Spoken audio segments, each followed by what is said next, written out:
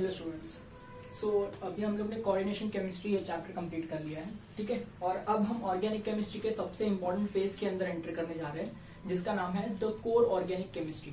ठीक है, देखिए अगर मैं केमिस्ट्री पार्ट 1 और पार्ट 2 ऐसे डिसाइड करता हूँ, तो पार्ट 2 को अगर मैं 100% मानता हूँ, तो उसमें से द कोर ऑर्गेनिक केमिस्ट्री जो पार्ट अब मैं सिखाने वाला हूँ आपको, वो 80% है। पार्ट 2 की ऑर्गेनिक केमिस्ट्री में से 80% वेटेज इस कोर ऑर्गेनिक केमिस्ट्री का है। बात ध्यान रखिएगा, अगर इसमें से आप एक भी चैप्टर को छोड़ते हैं या कम इंपॉर्टेंस देते हैं या नहीं पढ़ते हैं या आपका मन नहीं होता है पढ़ने के लिए, तो सीधे सीधे 20 मार्क आपके चले जाएंगे, याद रखिएगा। ठीक है, बहुत ही इंपॉर्टेंट चैप्टर है और इन चैप्टर्स को बिल्कुल भी हल्के में नहीं लें। क्यों मालूम है? क्योंकि सारे चैप्टर्स जो है वो एक साथ कनेक्टेड है। अगर आप एक भी चैप्टर को छोड़ोगे तो आपको तीनों चैप्टर नहीं आएंगे। ठीक है, this is a very crucial part of organic chemistry और मैं कोशिश करूंगा कि ऐसा पढ़ाऊं ना आप लोगों को कि एक भी डाउट आपके मन में ना आए। ठीक है, बस आप सिर्फ कंटिन्यूअसली जैसे जैसे मैं पढ़ा रहा हूँ वैसे वैसे ध्यान देके पढ़ते रहिए, नोट्स बनाते रहिए, बाकी सब अपने आप सेट हो जाएगा। सिर्फ आप एक पैटर्न फॉलो करिए, ठीक है, कंसिस्टेंटली स्टडी करिए, तो आपका केमिस्ट्री बहुत स्ट्रांग हो जाएगा, ये मेरा वादा है आपसे। ठीक है, देखिए कोर ऑर्गेनिक केमिस्ट्री के बारे में मैं आपको बताता हूँ। इसमें जो है वो 4 चैप्टर है और ऑर्गेनिक केमिस्ट्री के सबसे बड़े चैप्टर है 4। ठीक है, फर्स्ट हैलोजन डेरिवेटिव, यही गेम प्लेयर है। इस चैप्टर को स्ट्रॉन्ग किया ना तो तेरा आगे का चैप्टर स्मूथ हो जाएगा। ठीक है, याद रख। दूसरा अल्कोहल, फिनॉल्स एंड ईथर्स। ठीक है, जब ये दोनों चैप्टर को स्ट्रॉन्ग करेगा ना तो ये चैप्टर और आसान हो जाता है। ठीक है, तीसरा chapter aldehyde, ketones and carboxylic acid. अगर ये तीनों चैप्टर तूने अच्छे से वेल सेटल एकदम दिमाग में बिठा लिया है ना ये चैप्टर को, ठीक है, तो ऐसा बोल सकते हैं कि ऑर्गेनिक केमिस्ट्री में जो तेरे मार्क्स है अब अच्छे आएंगे। ठीक है, और अमाइंस 4th चैप्टर ये कंप्लीट कर लिया ना, मतलब तेरे को पूरा ऑर्गेनिक केमिस्ट्री आता है। ठीक है, ध्यान रखिए 4 चैप्टर बहुत इंपॉर्टेंट है, सारे चैप्टर इंटरलिंक्ड है। इसका क्वेश्चन इसमें आएगा, इसका क्वेश्चन इसमें आएगा, इसका क्वेश्चन इसमें आएगा, इसका क्वेश्चन इसमें आएगा।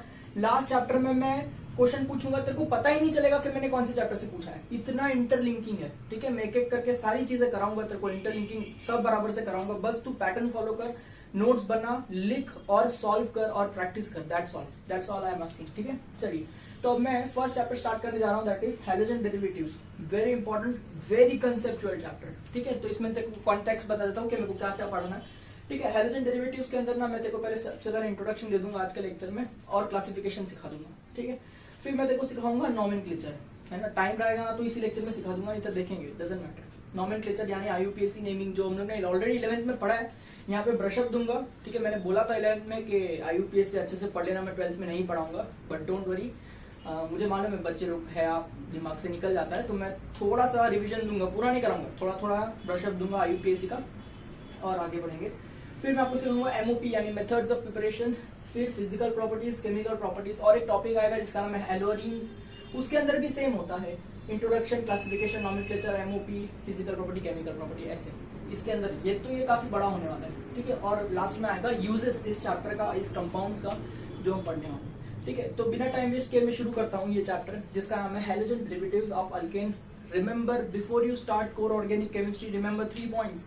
Number 1, maintain notes. नंबर 2, तेरे को हर एक चीज आज के लेक्चर में जो सीखी है आज के आज ही लर्न करनी है, तू उसको पेंड मत कर। अगर तू उसको पेंडिंग में डाल देगा ना तो वो गया तेरे दिमाग से, याद रखना। ठीक है, इसलिए क्योंकि बहुत चैप्टर आगे कनेक्ट होने वाले हैं, दिमाग में सब कुछ क्लियर होना चाहिए। ठीक है, नंबर 3, ठीक है, maintain a time table. Time table बना बहुत जरूरी है, पूरा टाइम है, क्योंकि हम लोग का अभी कॉलेज वालेज तो कुछ है नहीं। ठीक है, हाँ जो भी आप लेक्चर वगैरह अटेंड करते हो कॉलेज के, I know, but still make a time table which suits you. ठीक है, मुझे आपका लाइफस्टाइल नहीं मालूम है, मैं आपको टाइम टेबल बना के दूंगा, आप 3-4 दिन फॉलो करेंगे, फिर कंफर्टेबल नहीं लगेगा, आप तोड़ देंगे उसको। ठीक है, आप अपने हिसाब से बनाओ, लेकिन ऑर्गेनिक केमिस्ट्री का अगर तेरे को गेम बनाने का है तो प्लीज फोकस। ठीक है, अभी जो भी हो रहा था तब भूल जाओ और just focus on your studies right now. ठीक है, चलो let us start with the chapter called as halogen derivatives of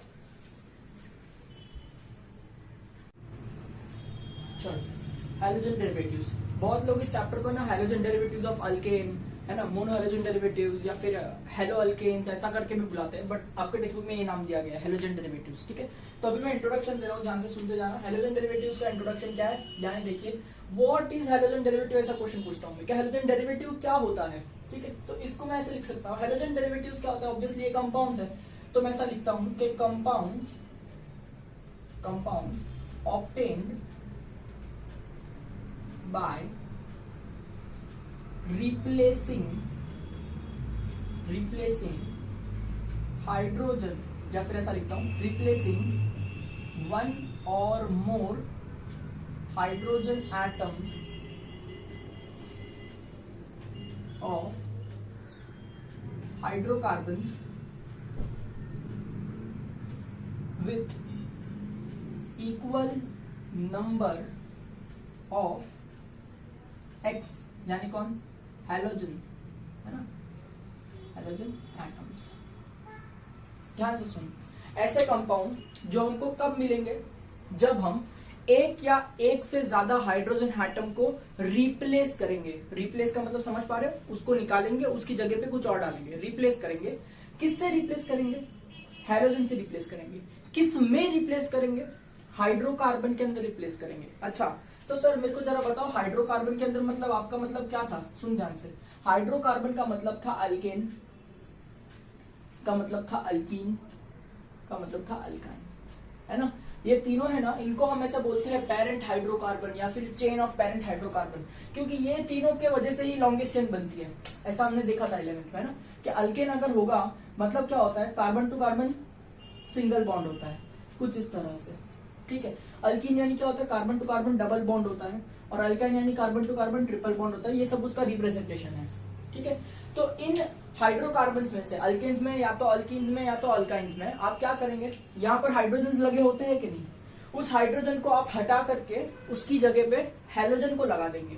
अगर आपने एक हाइड्रोजन हटाया है तो उसके बदले एक हैलोजन लगेगा, क्योंकि हाइड्रोजन की भी वैलेंसी 1 होती है और हैलोजन की भी वैलेंसी 1 होती है, ठीक है। अगर आपने 2 हाइड्रोजन हटाया तो 2 हैलोजन लगेंगे, करेक्ट है। तो इसका मतलब यहाँ पर इक्वल नंबर लिखा है, वो बात आपको समझ में आ रही होगी, है ना, कि compounds obtained by replacing one or more hydrogen atoms of hydrocarbons with equal number of halogen atoms. अभी यहाँ पर समझिए, ऐसा है, समझने की कोशिश करिए कि ये जो अल्केन है, यहाँ पर पहले हाइड्रोजन लगा हुआ था, ठीक है। अब मैंने इस हाइड्रोजन को क्या करना है, इसको रिमूव करना है, ठीक है। और रिमूव करने के बाद क्या हो जाएगा, रिमूव करने के बाद ये कुछ इस तरह से दिखाई देगा कि हाइड्रोजन जो है वो तो यहां से चले गया, ठीक है। अब इसकी जगह पर मैंने क्या करना है, एक्स लगाना है।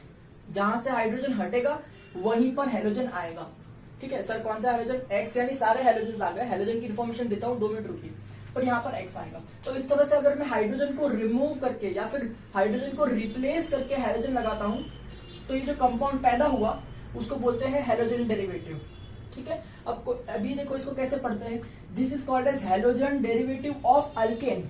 अल्केन के अंदर से आया है ना, समझे। सेम वे देख, अगर मान ले कि यहाँ पर हाइड्रोजन होता, हाँ, तो अगर मैं इस हाइड्रोजन को रिमूव करके उसके जगह हैलोजन लगाता अकॉर्डिंग टू डेफिनेशन, तो बता मेरे को क्या होता, इधर क्या आ जाता, एक्स आ जाता। तो इसको मैं क्या बोलता, हैलोजन डेरिवेटिव ऑफ अल्कीन, समझ में आया। और सेम वे देख, इधर समझ हाइड्रोजन होता और उसको मैंने रिप्लेस करके हैलोजन लगाया होता, ठीक है, इस तरह से कुछ किया होता, तो देख मैं इसको क्या बोलता, हैलोजन डेरिवेटिव ऑफ अल्काइन। बात समझ में आया।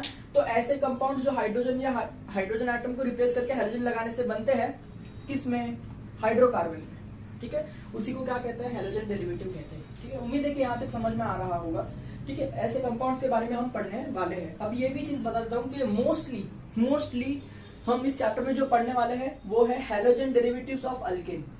मोस्टली ये ऐसा हम देख रहे होंगे कि सिंगल बॉन्डेड वाले कंपाउंड जो होते हैं उनका हाइड्रोजन रिप्लेस करके हैलोजन लगाया हुआ है, ऐसे कंपाउंड्स के बारे में हम पढ़ रहे होंगे। इसका मतलब ये नहीं कि ये और ये एग्जिस्ट नहीं करता है, करता है एग्जिस्ट, हम पढ़ेंगे भी थोड़ा थोड़ा, but detail of this chapter is about this, ठीक है। चलिए, तो उम्मीद है कि यहाँ तक आपको समझ में आ रहा होगा। अब मैं आपको हैलोजन की थोड़ी सी इन्फॉर्मेशन दे देता हूँ। देखिए कैसे, जो हैलोजन है उसके अंदर देखिए, हैलोजन के अंदर क्या क्या आ जाएगा। ये तो एक तो ग्रुप 17 होता है ना। ग्रुप 17 का आप जानते हो ना, इलेक्ट्रॉनिक कॉन्फ़िगरेशन वगैरह सब पता है आपको। आउटर मोस्ट शेल में 7 इलेक्ट्रॉन होते हैं, एक ही इलेक्ट्रॉन चाहिए होता है, इसलिए शेयरिंग कर लेते हैं कार्बन के साथ में, ठीक है। तो इसके अंदर कौन कौन से एलिमेंट आते हैं, सबसे पहले कौन आता है, फ्लोरीन, ठीक, फिर कौन आता है, क्लोरीन, फिर कौन आता है, ब्रोमीन, और फिर कौन आता है, आयोडीन, ठीक है। तो सही जा रहे हैं हम लोग, फ्लोरीन, क्लोरीन, ब्रोमीन, आयोडीन। और इसके बाद भी एक आता है एस्टेटीन, एटी करके, एस्टेटीन भी होता है, बट प्रॉब्लम इज एस्टेटीन है ना, वो रेडियो एक्टिव है, वो कंटिन्यूअसली अपने अंदर से एमिशंस करता है, ठीक है, और वो अपने आप को खत्म कर रहा है। तो अराउंड 2050 जब साल चल रहा होगा, तब तक ऐसा एक्सपेक्टेशन है कि वो जो एस्टेटीन है वो इस दुनिया में से पूरी तरह से एलिमिनेट हो जाएगा, ठीक है, इसलिए हम लोग उसकी प्रॉपर्टीज के बारे में पढ़ते नहीं है और उसको हम लोग हैलोजन में जनरली कंसीडर नहीं करते हैं क्योंकि उसकी प्रॉपर्टीज इतने नोन नहीं है हम लोग को। ठीक है, दैट इज वाई। तो इतना सिर्फ 4 हैलोजन पढ़ेंगे, fluorine, chlorine, bromine and iodine. चलिए, तो जब मैं कहता हूँ कि हाइड्रोजन हटा के हैलोजन लगेगा तो उसका मतलब कोई भी हैलोजन हो सकता है, डजंट मैटर। ठीक है, इसलिए मैं जनरली हैलोजन को एक्स से रिप्रेजेंट करता हूँ और हमने यही फंक्शनल ग्रुप भी पढ़ा था 11th स्टैंडर्ड के अंदर। तो बेसिकली यहाँ पर जो फंक्शनल ग्रुप है उसके ऊपर पूरा चैप्टर बेस्ड है और जो हम अभी पढ़ने वाले हैं।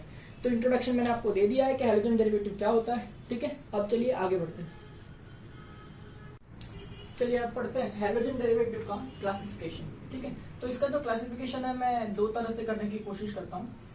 ठीक है, देखिए, एक इस तरह से और एक इस तरफ लिख देता हूँ। पहले मैं आपको बता देता हूँ कि क्लासिफिकेशन कैसे किया, उसके अंदर सब क्लासिफिकेशन वगैरह क्या है। ठीक है, उसके बाद में एक एक टॉपिक को डिटेल में डेफिनेशन के साथ एक्सप्लेन करते चलूंगा। ठीक है, तो देखिए हैलोजन डेरिवेटिव्स का जो क्लासिफिकेशन है, सबसे पहला वो किस पे है, ऑन बेसिस ऑफ कार्बन, या फिर मुझे बेहतरीन तरीके से अगर कहना है तो हाइड्रोकार्बन कहना चाहिए, on basis of hydrocarbon skeleton. ठीक है, यानी कार्बन का ढांचा किस तरह से है उसके ऊपर मैं बात करूंगा और फिर बताऊंगा कि हाइड्रोजन डेरिवेटिव को उसमें कैसे क्लासिफाई किया गया है। ठीक है, और दूसरा जो है वो on the basis of number of halogen present. ठीक है, कि कितने हैलोजन प्रेजेंट है उसके ऊपर भी हम लोग क्लासिफाई करेंगे। तो ये जो है इसमें क्या है, देखिए ये कहना चाहता है कि on basis of carbon skeleton. अब जो कार्बन का स्केलेटन है वो खुद किस तरह का होता है, या तो वो स्केलेटन किसका हो, अल्केन का हो। ठीक है, या तो वो स्केलेटन किसका हो, देखिए ऐसा लिखता हूं, अल्केन का हो, या तो वो स्केलेटन किसका हो, अल्कीन का हो। ठीक, या तो वो स्केलेटन किसका हो,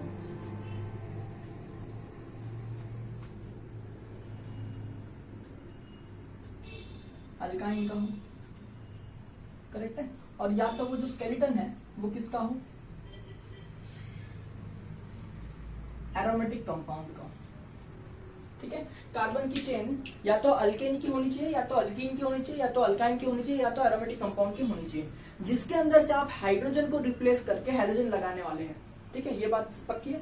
तो अगर ऐसा हुआ, तो अगर अल्केन की चेन है ना, तो ऐसे कंपाउंड्स को हम क्या कहेंगे, ऐसे कंपाउंड्स को हम कहेंगे हैलोजन, बोलो, derivatives, halogen derivatives of alkane. अगर अल्कीन की चेन होगी तो हम क्या कहेंगे, हैलोजन डेरिवेटिव्स ऑफ अल्कीन, है ना। और अगर अल्काइन की होंगी तो क्या कहेंगे, बोलो, same way, halogen derivatives of alkyne. और अगर एरोमेटिक कंपाउंड की चेन होगी जिसमें से आप एक या एक से ज्यादा हाइड्रोजन को रिप्लेस करके हाइड्रोजन लगा पा रहे होंगे, तो ऐसे वाले कंपाउंड जो ऑब्टेन होने वाले हैं उन्हें हम क्या कहेंगे, हैलोजन, करेक्ट है, डेरिवेटिव्स ऑफ एरोमेटिक कंपाउंड। ठीक है, और बहुत लोग ना एरोमेटिक कंपाउंड ऐसा लिखने से अच्छा क्या प्रेफर करते हैं, हैलोजन डेरिवेटिव्स ऑफ अरीन्स, ऐसा भी अरीन्स, यानी उसके अंदर सारे एरोमेटिक कंपाउंड्स आते हैं। ठीक है, इस तरह से। तो आई होप ये समझ में आ रहा होगा आपको किस तरह से मैंने किया है कि अगर कार्बन की चेन अल्केन की हो, या अल्कीन की हो, या अल्काइन की हो, या एरोमेटिक रिंग हो, इस तरह से हम लोग क्लासिफाई कर रहे हैं कि किस तरह का हैलोजन डेरिवेटिव बनेगा। अगर अल्केन की चेन है तो उस कंपाउंड को क्या कहेंगे, हैलोजन डेरिवेटिव ऑफ अल्केन, है ना। अगर वो अल्कीन का अंदर से आया हो हाइड्रोजन रिप्लेस करके तो hydrogen derivative alkyne and so on, इस तरह से कहेंगे। ठीक है, अभी मैं आपको एक एक का डेफिनेशन बताऊंगा, उसका टाइप बताऊंगा और आपको एक्सप्लेन करूंगा कि किस तरह से दिखाई देता है। ठीक है, वो मैं बताता हूँ, इस पे आते हैं 2 मिनट में। जरा दूसरा देख लेते हैं कि on the basis of halogen कैसे होता है। ठीक है, देखिए, on the basis of number of halogen atom, ध्यान से सुनना, नंबर ऑफ हैलोजन एटम, इसको कैसे क्लासिफाई किया जाता है, इसे किया जाता है ऐसे, मोनो हैलोजन डेरिवेटिव। ठीक है, दूसरा जो टाइप है उसमें कहेंगे डाई हैलोजन डेरिवेटिव। ठीक है, फिर कहेंगे ट्राई हैलोजन डेरिवेटिव, ठीक है। इसके बाद जैसे हम आगे जाएंगे तो टेट्रा हैलोजन डेरिवेटिव, ठीक है। और इसकी भी अगर हम बोलते जाए तो पेंटा, हेक्सा, ऐसा बोलने से अच्छा मैं कहूं मल्टी हैलोजन डेरिवेटिव,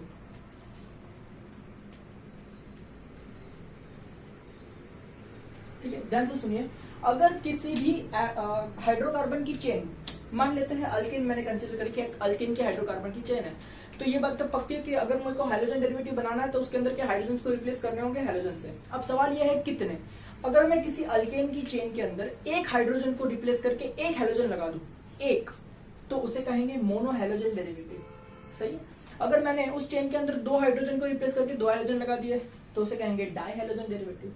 तीन हाइड्रोजन रिप्लेस करके तीन हाइड्रोजन अगर आपको दिखाई पड़ रहा है किसी चेन के अंदर तो वो हो जाएगा ट्राई हाइड्रोजन डेरिवेटिव। इसी तरह से अगर चार दिखाई देंगे तो कहेंगे टेट्रा हाइड्रोजन डेरिवेटिव, उससे ज्यादा दिखाई देंगे तो मल्टी हाइड्रोजन डेरिवेटिव, ऐसा भी कहा जाता है, ठीक है। तो हर बार आपको शब्द समझना होगा। देखिए ध्यान से सुनना, अगर मैं आपसे कहूं di halogen derivative of alkene, ध्यान से सुनना, di halogen derivative of alkene, तो इससे आपसे क्या समझ में आ रहा है, डेरिवेटिव किसका है, अल्कीन का है।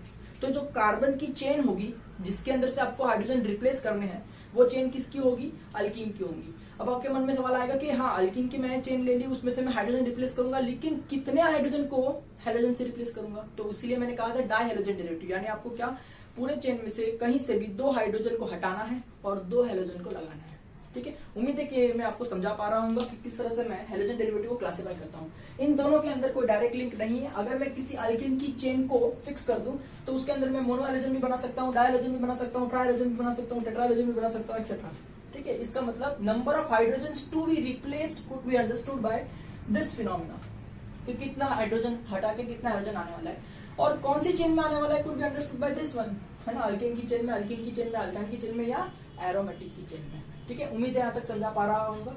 अभी ये मैप आपके दिमाग में क्लियर रहेगा, इसको आप बना लीजिएगा, ठीक है। इसके अंदर सब क्लासिफिकेशन भी मैं आऊंगा, जैसे यहाँ पर तो कोई सब क्लासिफिकेशन नहीं है, यहाँ पर मैं आपको सीधा सीधा डेफिनेशन और रिप्रेजेंटेशन और एग्जांपल देके समझा दूंगा। यहाँ पर थोड़ा सा आता है, ठीक है। देखिए मोनो हैलोजन डेरिवेटिव जो है, करेक्ट, इसके अंदर सब क्लासिफिकेशन आता है बहुत सारा, ठीक है, ठीक है। वो मैं आपको अभी यहाँ थोड़ा घिचपिच हो जाएगा, वो मैं बताऊंगा। इसके अंदर सब क्लासिफिकेशन आने हैं, ठीक है। तो मैं ऐसा एरो करके लिख देता हूँ, सब क्लासिफिकेशन। इसके अंदर भी आगे जाके बहुत क्लासिफिकेशन होने वाली है। डाई हैलोजन डेरिवेटिव में भी सब क्लासिफिकेशन आती है, ठीक है। और इनके अंदर भी होती है पर हम डिस्कस नहीं करते हैं, ठीक है। We discuss only mono hydrogen derivative का sub classification and di hydrogen derivative का सब क्लासिफिकेशन। उसके अंदर भी आपके टेक्स्ट बुक के अंदर तो सिर्फ यही दिया है, ये तो दिया ही नहीं है, पर मैं इस टॉपिक के अंदर जरूर ये कवर करूंगा, इसलिए क्योंकि ये एंट्रेंस एग्जाम का बहुत क्रूशियल पार्ट बन जाता है बाद में, ठीक है। तो इसको इग्नोर नहीं करना है जैसे आपके टेक्स्ट बुक ने किया है, बट मैं जरूर इस पार्ट को कंसिडर कर रहा हूँ, ठीक है। तो ध्यान रखना इस चैप्टर में क्या क्या इंपॉर्टेंट है। ये तो बहुत ईजी है, ये तो मैं आपको बता दूंगा अभी 2 मिनट में, ठीक है। हाइड्रोजन डेरिवेटिव ऑफ अल्केन में, मोनो हाइड्रोजन डेरिवेटिव में सब क्लासिफिकेशन, डाई हाइड्रोजन डेरिवेटिव और उसके अंदर सब classification, these are the important topics, ठीक है। ये भी है बट इतना स्ट्रेस नहीं है उस पर, वो इजी है, ठीक है। तो ध्यान रखिएगा। आई होप आप भी साथ साथ में नोट्स बना रहे होंगे, नहीं बना रहे तो वीडियो पॉज करके नोट्स बनाना शुरू कर दो, मैं कह रहा हूँ आपसे ये बात मानूंगे, ठीक है। चलिए अभी मैं आपको इन सब का अंदर एक एक करके डेफिनेशन वगैरह सब बता दूँ, ठीक है। चलिए हाँ, तो देखिए क्लासिफिकेशन के अंदर नंबर 1 टॉपिक इज क्लासिफिकेशन, उसके अंदर number 1 on basis of hydrocarbon skeleton, ठीक है। उसके अंदर number 1 halogen derivative of alkane, इसको डिफाइन कैसे करें, ठीक है। देखिए कंपाउंड्स obtained by, ठीक है, compounds obtained by replacing one or more hydrogen atoms of hydrocarbon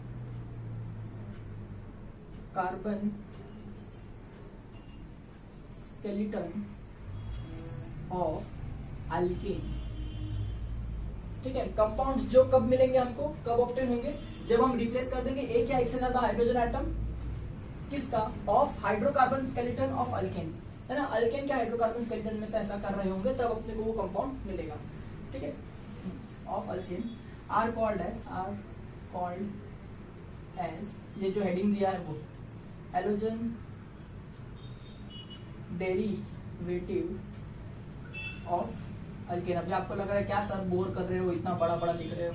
अरे भाई बोर नहीं, ये मैंने एक ही बार लिखा है डेफिनेशन, अब इसके बाद जितनी भी डेफिनेशन आने वाली है मैं सिर्फ एक एक वर्ड चेंज करूंगा, लेकिन आप लोगों को तो बुक के अंदर लिख रहे हैं तो आप लोगों को हर एक डेफिनेशन अच्छे से लिखते हैं जिससे आपकी प्रैक्टिस हो जाएगी। ठीक है, चलिए और एक और बात सुनिए, हैलोजन डेरिवेटिव ऑफ अल्केन, है ना, इसको ऐसा भी कहा जाता है ना, also known as AKA, also known as. ठीक है, किसको also known as, halogen derivative of alkane also known as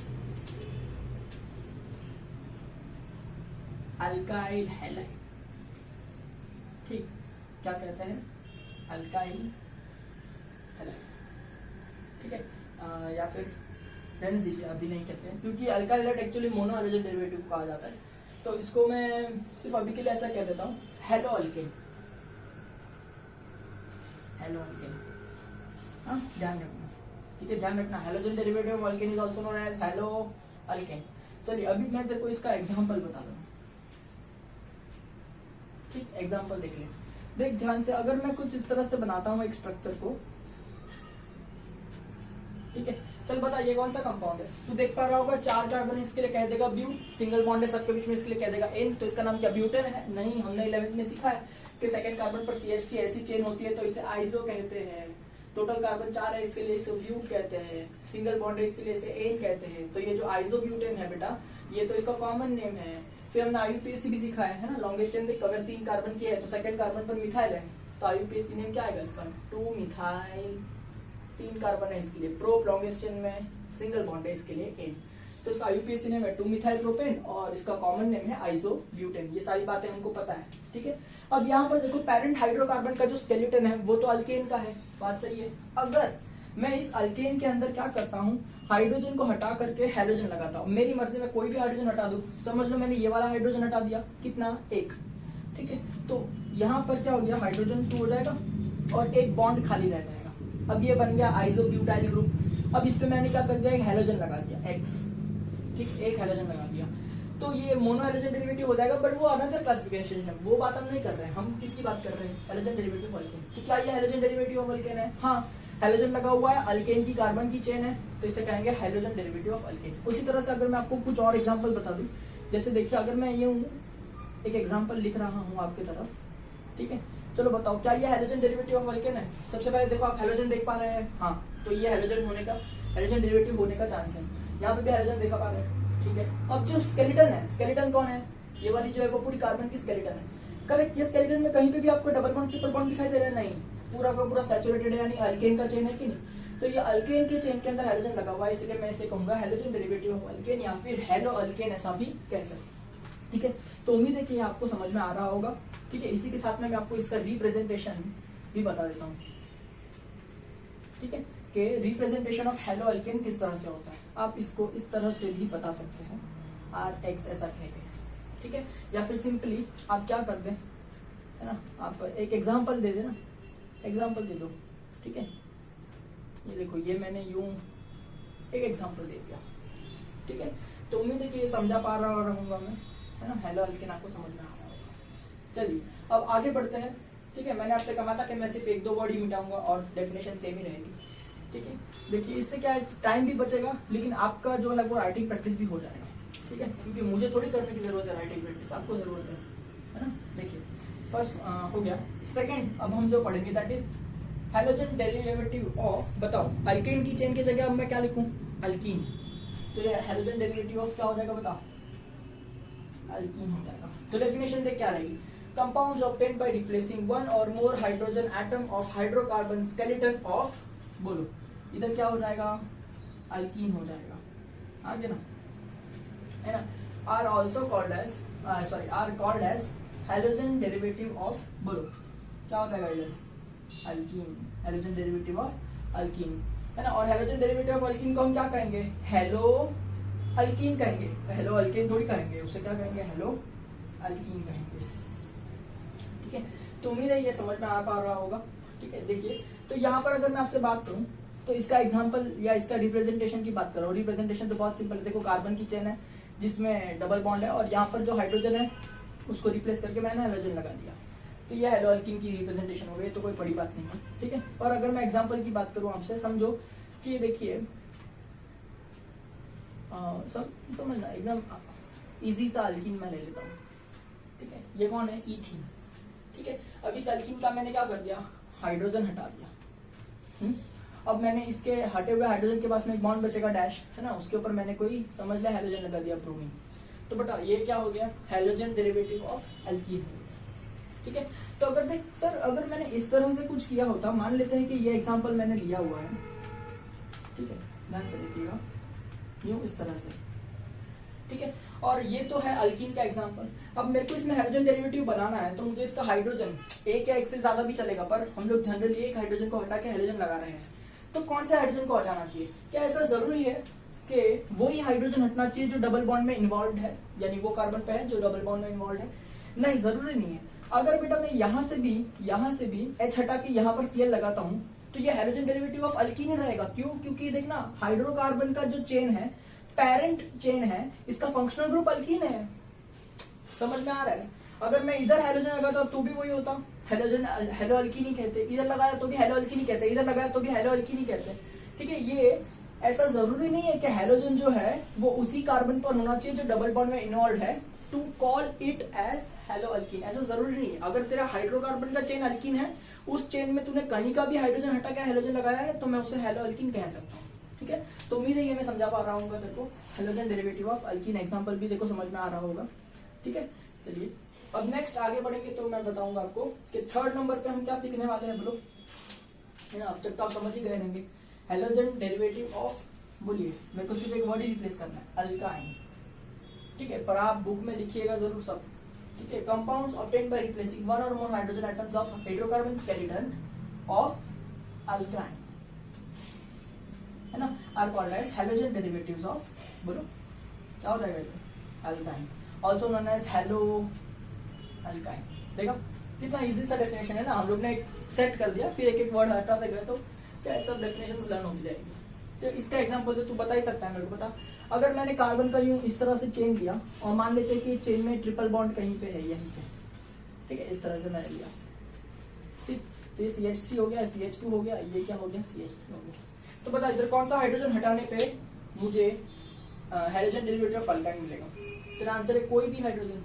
अरे भाई जब पेरेंट चेन पूरा अल्काइन है तो अब कहीं का भी हाइड्रोजन हटाओ ना, यहाँ का हटाओ, यहाँ का हटाओ, यहाँ का हटाओ, कहीं का भी हाइड्रोजन हटाओ, doesn't matter, it is always going to be hydrogen derivative of alkyne, क्योंकि पेरेंट चेन ही अल्काइन। समझ, यहाँ का हाइड्रोजन हटा के मैंने कोई हाइड्रोजन ले लिया, जैसे आयोडीन ले लिया, तो जो कंपाउंड है ऑटोमेटिकली किसके कैटेगरी में आ गया, हेलो अल्काइन की कैटेगरी में आ गया।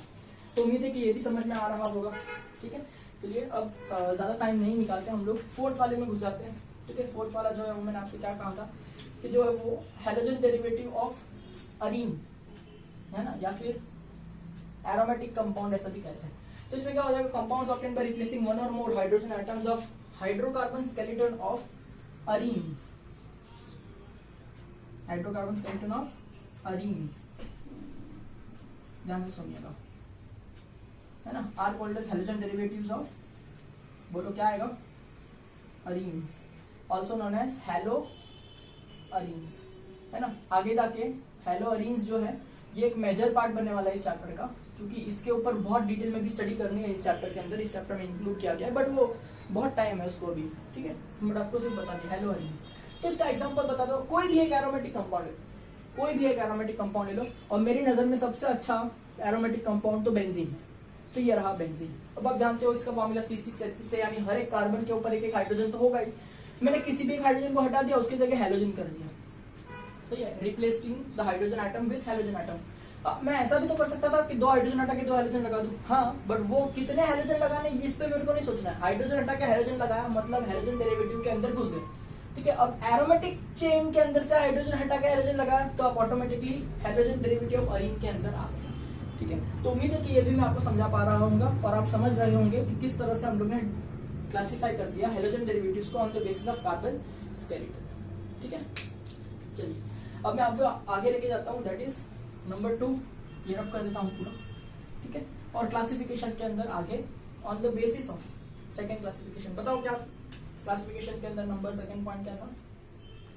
ऑन द बेसिस ऑफ, ठीक है, number of halogen atoms present, number of halogen atoms present. इसमें अगर मैं आपसे बात करूं नंबर 1, है ना, तो क्या होगा बोलो? मोनो हैलोजन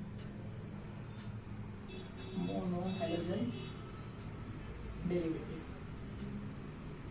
ठीक है, मोनो हैलोजन डेरिवेटिव, इसका मतलब क्या? ठीक है, पूरा जो कंपाउंड है इसके अंदर सिर्फ आपको एक ही हैलोजन दिखाई देना चाहिए, ये इसका सिंपल मतलब है कि पूरे कंपाउंड के अंदर आपको एक हैलोजन एटम दिखाई देना चाहिए। ठीक है, तो इसकी डेफिनेशन जो है वो क्या होगी? कंपाउंड्स ऑब्टेन्ड बाय, देखिए क्या होगा? कंपाउंड्स ऑब्टेन्ड बाय रिप्लेसिंग बोलो one hydrogen atom, replacing one hydrogen atom with one halogen atom. ठीक है, ऐसे कंपाउंड जो कब बनते हैं? जब आप एक हाइड्रोजन एटम हटा के एक हैलोजन एटम लगाते हैं, ऐसे सभी कंपाउंड्स को मोनो हैलोजन डेरिवेटिव कहते हैं। अब मुझे यहाँ पे हर बार ये बोलने की जरूरत नहीं पड़ेगी कि वो हाइड्रोजन जो आपने हटाया है वो अल्केन से होगा या अल्कीन से होगा या अल्काइन से होगा या एरोमेटिक से होगा। समझ में आता है कि अगर अल्केन से होगा तो मोनो हैलोजन डेरिवेटिव अल्केन कहेंगे, अल्कीन से होगा तो mono halogen derivative of alkyne कहेंगे, अल्काइन से होगा तो mono halogen derivative of alkyne कहेंगे, और एरोमेटिक से होगा तो mono halogen derivative of arene, ऐसा भी कहते हैं। ठीक है, वो मुझे मेंशन करने की अब जरूरत नहीं है, यहाँ तक बात एकदम क्लियर रखिएगा। मैं सिर्फ अगर ऐसा कह रहा हूँ मोनो हैलोजन डेरिवेटिव, यानी आपको पूरे कंपाउंड के अंदर चाहे वो कहीं से भी आया हो, अल्केन, अल्कीन, अल्काइन या एरोमेटिक, एक ही हैलोजन एटम दिखाई देगा। ठीक है, एक से ज्यादा हैलोजन एटम दिखाई दे रहा है मतलब ये डेफिनेशन गलत हो जाएगी। ठीक है, मोनो यानी वन। ठीक है, उसी तरह से अगर मैं आपसे फटाफट बात करूं और बताऊं कि डाई हैलोजन डेरिवेटिव क्या होता है, तो जरा इसका डेफिनेशन क्या होगा?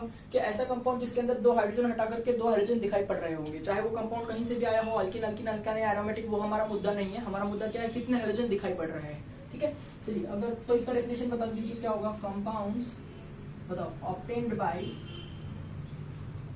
बाय रिप्लेसिंग, है ना, two hydrogen atoms with two halogen atoms. ठीक है, सेम अगर मैं आपसे बात करूं ट्राई हैलोजन डेरिवेटिव्स की, ठीक है, तो बोलो क्या होगा? कंपाउंड्स आप लिख सकते हैं ना, मुझे अभी बार बार लिखने की जरूरत नहीं। क्या होगा? बोलो compounds obtained by replacing 3 hydrogen atoms with 3 halogen atoms. और सेम वे मैं आपसे कहूं कि टेट्रा हैलोजन डेरिवेटिव बताओ तो क्या होगा? 4 hydrogen atoms replace by 4 halogen atoms etcetera. ठीक है, तो आई होप आपको ये समझ में आ रहा होगा और आप ये जो है वो कंप्लीट करेंगे। ट्राई हैलोजन का भी डेफिनेशन कंप्लीट कर लीजिए, टेट्रा हैलोजन का भी कर लीजिए और मल्टी हैलोजन का भी कर लीजिए कि compound in which multiple number of hydrogen atoms are replaced by multiple number of halogen atoms obviously are called as multi halogen derivatives of alkane। ठीक है, अब इंपॉर्टेंट पॉइंट क्या है? इंपॉर्टेंट पॉइंट ये है कि जो मोनो हैलोजन डेरिवेटिव है, ठीक है, इसका सब क्लासिफिकेशन भी है।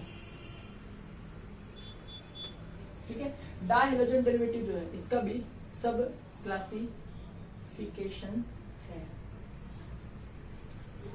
ठीक है, तो उस पर हम लोग को जरा डिटेल में बात करनी है। ठीक है, तो उस पर जरा बात करते हैं कि क्या होने वाला है। चलिए, तो अब मैं आपको लेके जाऊंगा डिटेल में, ध्यान देना। उम्मीद है कि आपने ये कंप्लीट किया होगा डेफिनेशंस। ठीक है, चलिए ध्यान देना, अ वेरी इंपॉर्टेंट टॉपिक। ठीक है, स्टार लगा लेना इसको।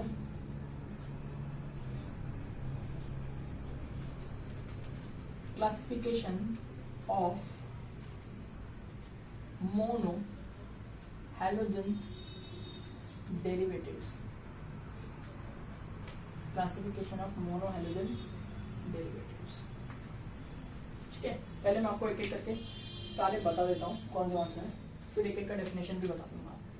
ठीक है, देखिए सबसे पहले जो आएगा है ना, उसके अंदर मैं देता हूँ ए नाम उसको, उसका नाम है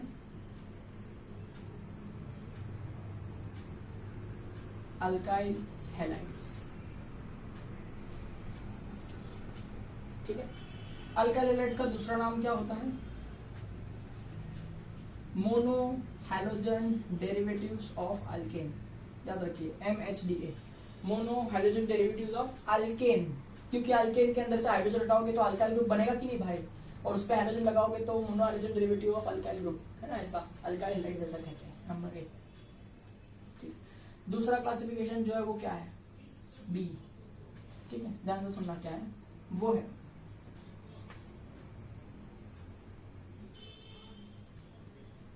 विनाइल हैलाइड्स। क्या कहा मैंने? Vinyl halides. ठीक है, सब बताऊंगा क्या है डिटेल में, पहले नाम तो सुन लो सारे। ठीक है, number C allyl halides. Allyl क्या होता है वो भी सिखाऊंगा, बहुत इंपॉर्टेंट टर्म्स पढ़ने वाले हैं यहाँ पर जो आगे जिंदगी भर तेरे को काम आने वाली है। ठीक है, तो पहले खाली नाम सुन लो, ABC हो गया। डी क्या है देख, बेंजाइल हैलाइड्स। डी क्या हो गया? Benzyl halides. नेक्स्ट है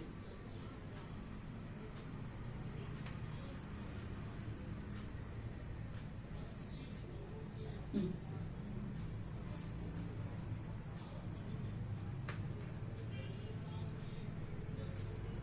हेलोअरीन। ठीक है, और सबसे आखिरी क्लासिफिकेशन जो है F, वो है हेलो अल्काइंस। ठीक है, तो ये इस तरह से ABCDE और F। ठीक है, इतने सब क्लासिफिकेशन है किसके? मोनो हैलोजन डेरिवेटिव्स के। देखा जाए तो एकदम आसान है। देखो अगर मैं आपसे बात करूं मोनो हैलोजन डेरिवेटिव की, तो मोनो हैलोजन डेरिवेटिव में क्या होने वाला है? एक ही हैलोजन होने वाला है। अब ये एक हैलोजन अगर अल्केन की चेन में होगा तो mono halogen derivative of alkane कहेंगे, है ना, इसका मतलब अल्काइल ऐड करेंगे। अगर ये एक हैलोजन अल्कीन की चेन में होगा तो हम इसे विनाइल हैलाइड या हेलो अल्कीन ऐसा भी कहेंगे। ठीक है, फिर ये अलाइल का थोड़ा कंसेप्ट होता है, समझाऊंगा। अगर ये एक हैलोजन एटम, ठीक है, बेंजाइल सिस्टम क्या होता है वो सिखाने के बाद बताऊंगा। अगर ये एक हैलोजन एटम एरोमेटिक में होता है तो आपको हेलोईन मिल जाएगा। अगर ये एक हैलोजन एटम अल्काइन की चेन पे होता है तो हेलो अल्काइन मिल जाएगा। ये सब मैंने हल्के हल्के ऊपर से बता दिया है। अब मैं आपको एक एक करके डिटेल में लेके जाऊंगा। तो अपना जो फर्स्ट स्टेप स्टडी का वो है अल्काइल हैलाइड या फिर मोनो हैलोजन डेरिवेटिव्स। ठीक है, चलो इस पे डिटेल में जरा बात करते हैं। उम्मीद है कि ये भी आपने चार्ट जो है वो अच्छे से बनाया होगा। चलिए आगे बढ़ते हैं, ध्यान से सुनना, ये भी बहुत इंपॉर्टेंट टॉपिक है। ए, ठीक है, क्या था ये वाला पार्ट? Hello alkane.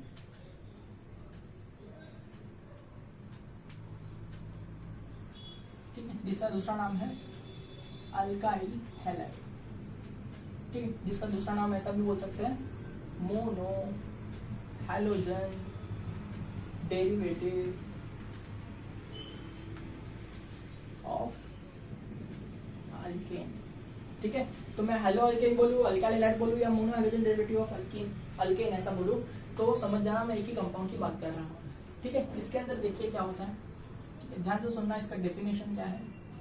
ठीक है, compound in which one halogen atom is present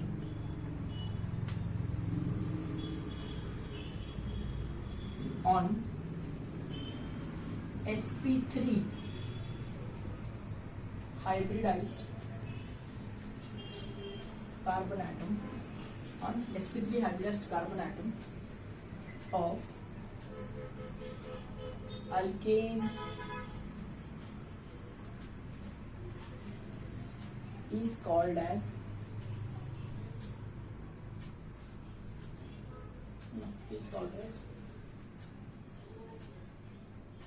hello alkane. ठीक है, हेलो अल्केन या अल्काइल हैलाइड या मोनो हैलोजन डेरिवेटिव क्या होता है? Compound in which one halogen atom, one लिखना जरूरी है भाई, क्योंकि ये जो है वो मोनो हैलोजन डेरिवेटिव का टाइप है, वन हैलोजन एटम। या फिर अगर मैं वन नहीं लिखता हूँ तो बाय डिफॉल्ट आप समझ जाएंगे कि एक ही हैलोजन की बात कर रहा हूँ, ठीक है। Halogen atom is present on, बोलो ये सबसे इंपॉर्टेंट वर्ड है, sp3 हाइब्रिडाइज्ड कार्बन एटम, ठीक है। और ये स्टेटमेंट थोड़ा सा गलत भी है, क्यों? देखो अगर मैं आपसे बात करूं sp3 हाइब्रिडाइज्ड कार्बन एटम की, तो sp3 हाइब्रिडाइज्ड कार्बन एटम क्या होता है? जिसके सारे बॉन्ड क्या होते हैं? सिंगल होते हैं। जब तक कार्बन के सारे बॉन्ड सिंगल होते हैं, देखिए मैं फिर से समझा देता हूँ कि सारे सिंगल बॉन्ड यानी sp3 होता है।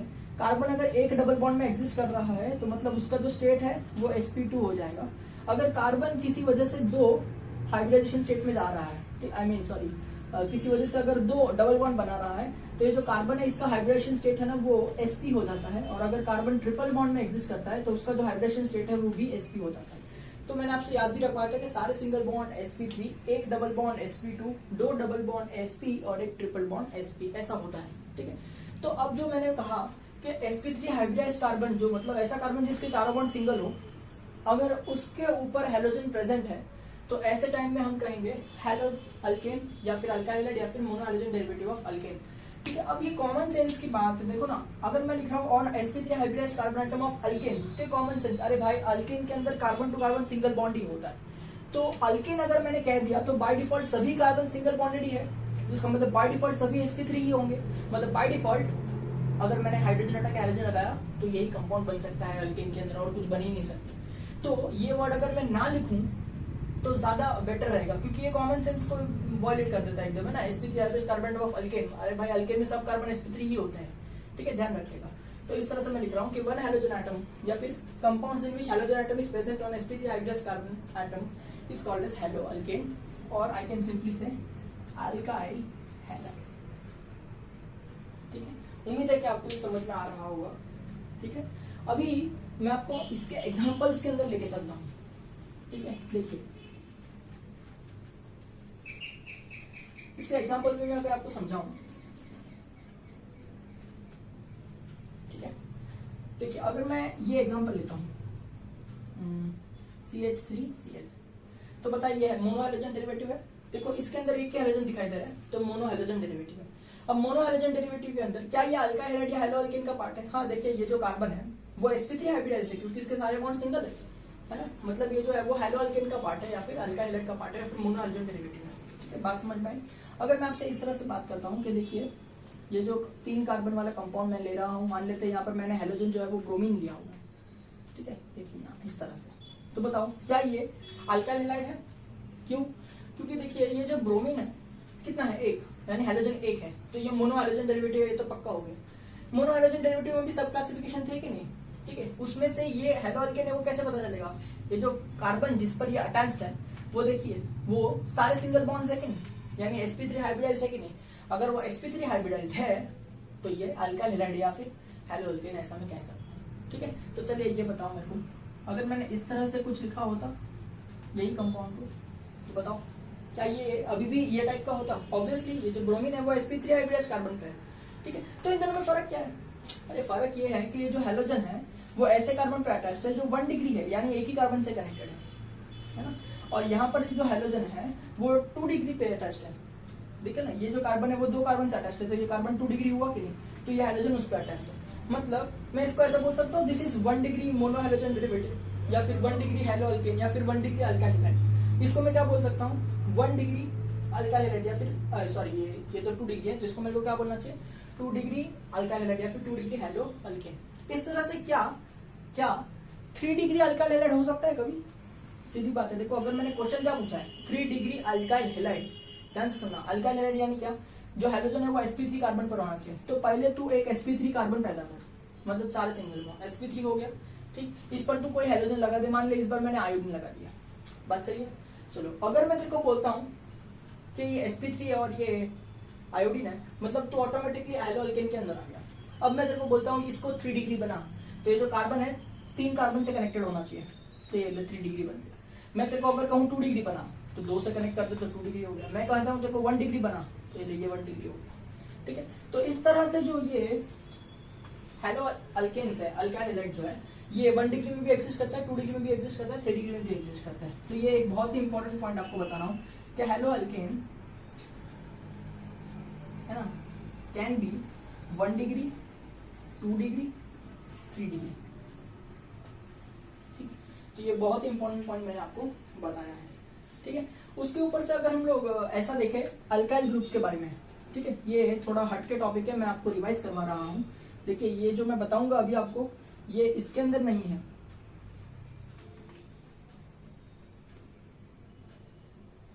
हाँ, देखिए ध्यान देना, एक्स्ट्रा लिख देता हूं मैं, तो इसको क्या आप रेड मार्जिन स्पेस के ऊपर लिख के रखिएगा। अगर आपको CH3 डैश ऐसा दिखाई दे, ठीक है, अगर आपको CH3 CH2 डैश ऐसा दिखाई दे, ठीक है, या फिर मैं अगर आपसे कहूं C2H5 डैश, ये भी आपको पता है। ठीक है, अगर मैं आपसे कहूं कि आपको ऐसा कुछ दिखाई दे CH3 CH2 CH2 डैश, ठीक है, फिर अगर आपको ऐसा कुछ दिखाई दे CH3 CH डैश CH3 इस तरह से, ठीक है, फिर आपको अगर कुछ इस तरह से दिखाई दे, इतना पहले 4 समझ लेते हैं।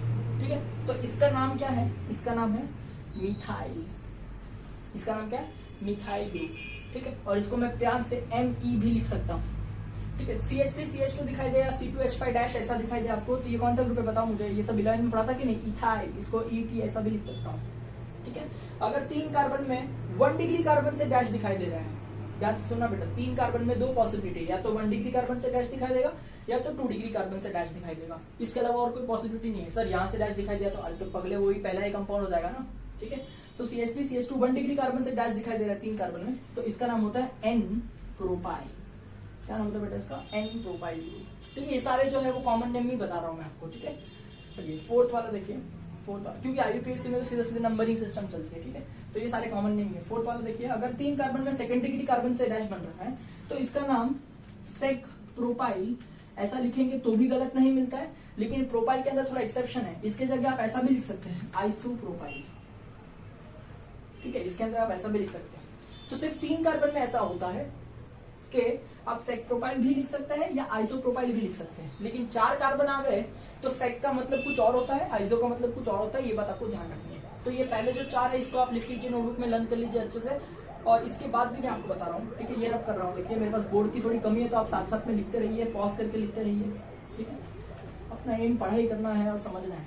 ठीक है, बाकी जो भी छोटी मोटी तकलीफ है वो झेल लेंगे। चलिए 5th वाला मैं आपको बताता हूँ। अब हम आ जाते हैं 4 कार्बन में। 4 कार्बन में बेटा या तो इस तरह से हो सकता है, देखो 4 कार्बन में स्ट्रेट चेन में 1 डिग्री से डैश हो गया। ठीक है, यहाँ से हाइड्रोजन हटा दिया, डैश का मतलब हाइड्रोजन हटा दिया, तो ये कौन सा ग्रुप बनाया हम लोग ने? इसका नाम है N ब्यूटाइल। क्या नाम बेटा इसका? N butyl. ठीक है, उम्मीद है समझ में आ रहा होगा। 6th वाला जो मैं बता रहा हूँ उसमें देखिए चेन मैंने स्ट्रेट ही रखी है, बस 2 डिग्री कार्बन से हाइड्रोजन हटा दिया है, तो इस तरह से कुछ दिखाई दे रहा है। तो इसका नाम क्या होगा? इसका नाम होता है सेक ब्यूटाइल। क्या मैं इसे आइसोब्यूटाइल कह सकता हूँ? नहीं नहीं नहीं, सेक और आइसो का मतलब सेम, ऐसा सिर्फ 3 कार्बन में होता है। 4 कार्बन में सेक का मतलब यही होता है, आइसो का मतलब कुछ और होता है। ठीक है, चलिए 7th कार्बन में अगर अभी इसमें तो कोई और टाइप बचा ही नहीं है हाइड्रोजन हटाने के लिए, तो अब मैं इसको ब्रांच कर देता हूँ। ठीक है, देखिए इस तरह से मैंने 4 कार्बन की ब्रांच क्रिएट करी। ये भी 1 डिग्री, ये भी 1 डिग्री, ये भी 1 डिग्री और ये 3 डिग्री। ठीक है, तो मैं 1 डिग्री कोई भी चलेगा, ये वाला, ये तो, ये वाला, ये तो, कोई भी 1 डिग्री से हाइड्रोजन हटा के डैश कर देता हूँ। तो ये जो ग्रुप बन रहा है ना बेटा, इसका नाम है आइसोब्यूटाइल। उम्मीद है कि आपको ये सब मैं रिवाइज करवा पा रहा हूँ, ब्रश अप करवा पा रहा हूँ। ये सब 11th में हमने बड़ी अच्छे से खूबी से सीखा था। ठीक है, तो ये होता है आइसोब्यूटाइल। 8th वाला मैं आपको बताता हूँ, 4 कार्बन वाला ही लूंगा। इस बार मैं जो हाइड्रोजन हटाने वाला हूँ ना, वो 3 डिग्री से हटाने वाला। उम्मीद है कि समझ रहा होगा। ठीक है, इसका नाम क्या हो जाएगा बोलो? 3 डिग्री से हाइड्रोजन हटा, इसलिए मैं कहूंगा टर्ट, TERT, टर्ट ब्यूटाइल। ठीक है, तो ये भी आप लिख पा रहे होंगे बुक में अभी इसी वक्त। इसको लिख लीजिए और लर्न कर लीजिए, अच्छे से याद रख लीजिए। ठीक है, उम्मीद है कि समझ में आ रहा होगा। मैं ये रब करके आगे के लिखता हूँ। ठीक है, चलिए 9th जो मैं आपको बता रहा हूँ वो 5 कार्बन वाले में है। ठीक है, 5 कार्बन वाले में चलना इस तरह से अगर मैं लिख दिया ना, 1, फिर ये 3 कार्बन और ये 4 कार्बन, तो ये 5 हो गया ना टोटल, 1 3 4 और ये 5। तो इसका स्ट्रेट चेन है, तो इसका नाम N पेंटाइल ऐसा रख देता हूँ। ठीक है, फिर सेक पेंटाइल में इसमें 2-3 कैटेगरी आ जाती है, फिर एक्सेट्रा एक्सेट्रा ऐसा सब है। तो ज्यादा डिटेल में नहीं जा रहा हूँ। 5 कार्बन में एक एग्जाम्पल और बताता हूँ। इस तरह से देख, अगर है 5 कार्बन ऐसे भी अरेंज होते हैं कि नहीं? तो ये सारे 1 डिग्री होते हैं ना, समझ में 1 डिग्री से हटा दो, इस तरह से कुछ स्ट्रक्चर है, तो इसका नाम है नियोपेंटाइल। इसका नाम क्या है? Neopentyl, PEN। ठीक है, इस तरह से।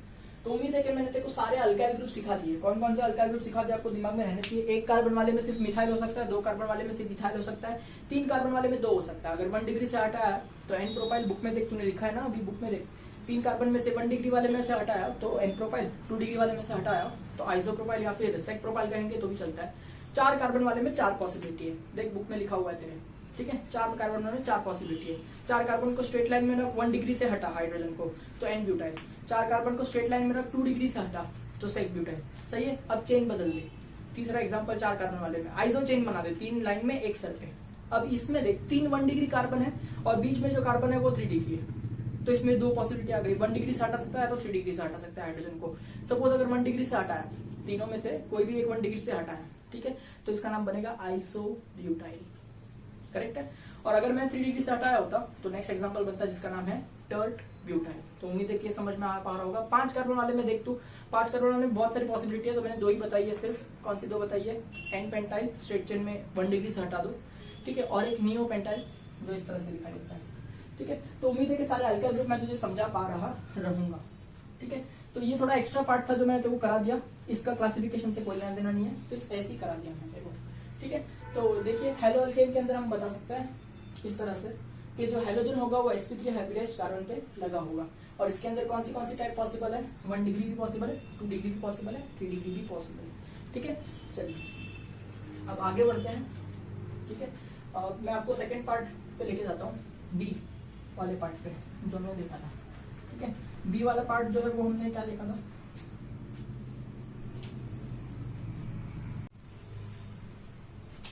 बी वाली जो टर्म हम देख रहे हैं वो है विनाइल हैलाइड।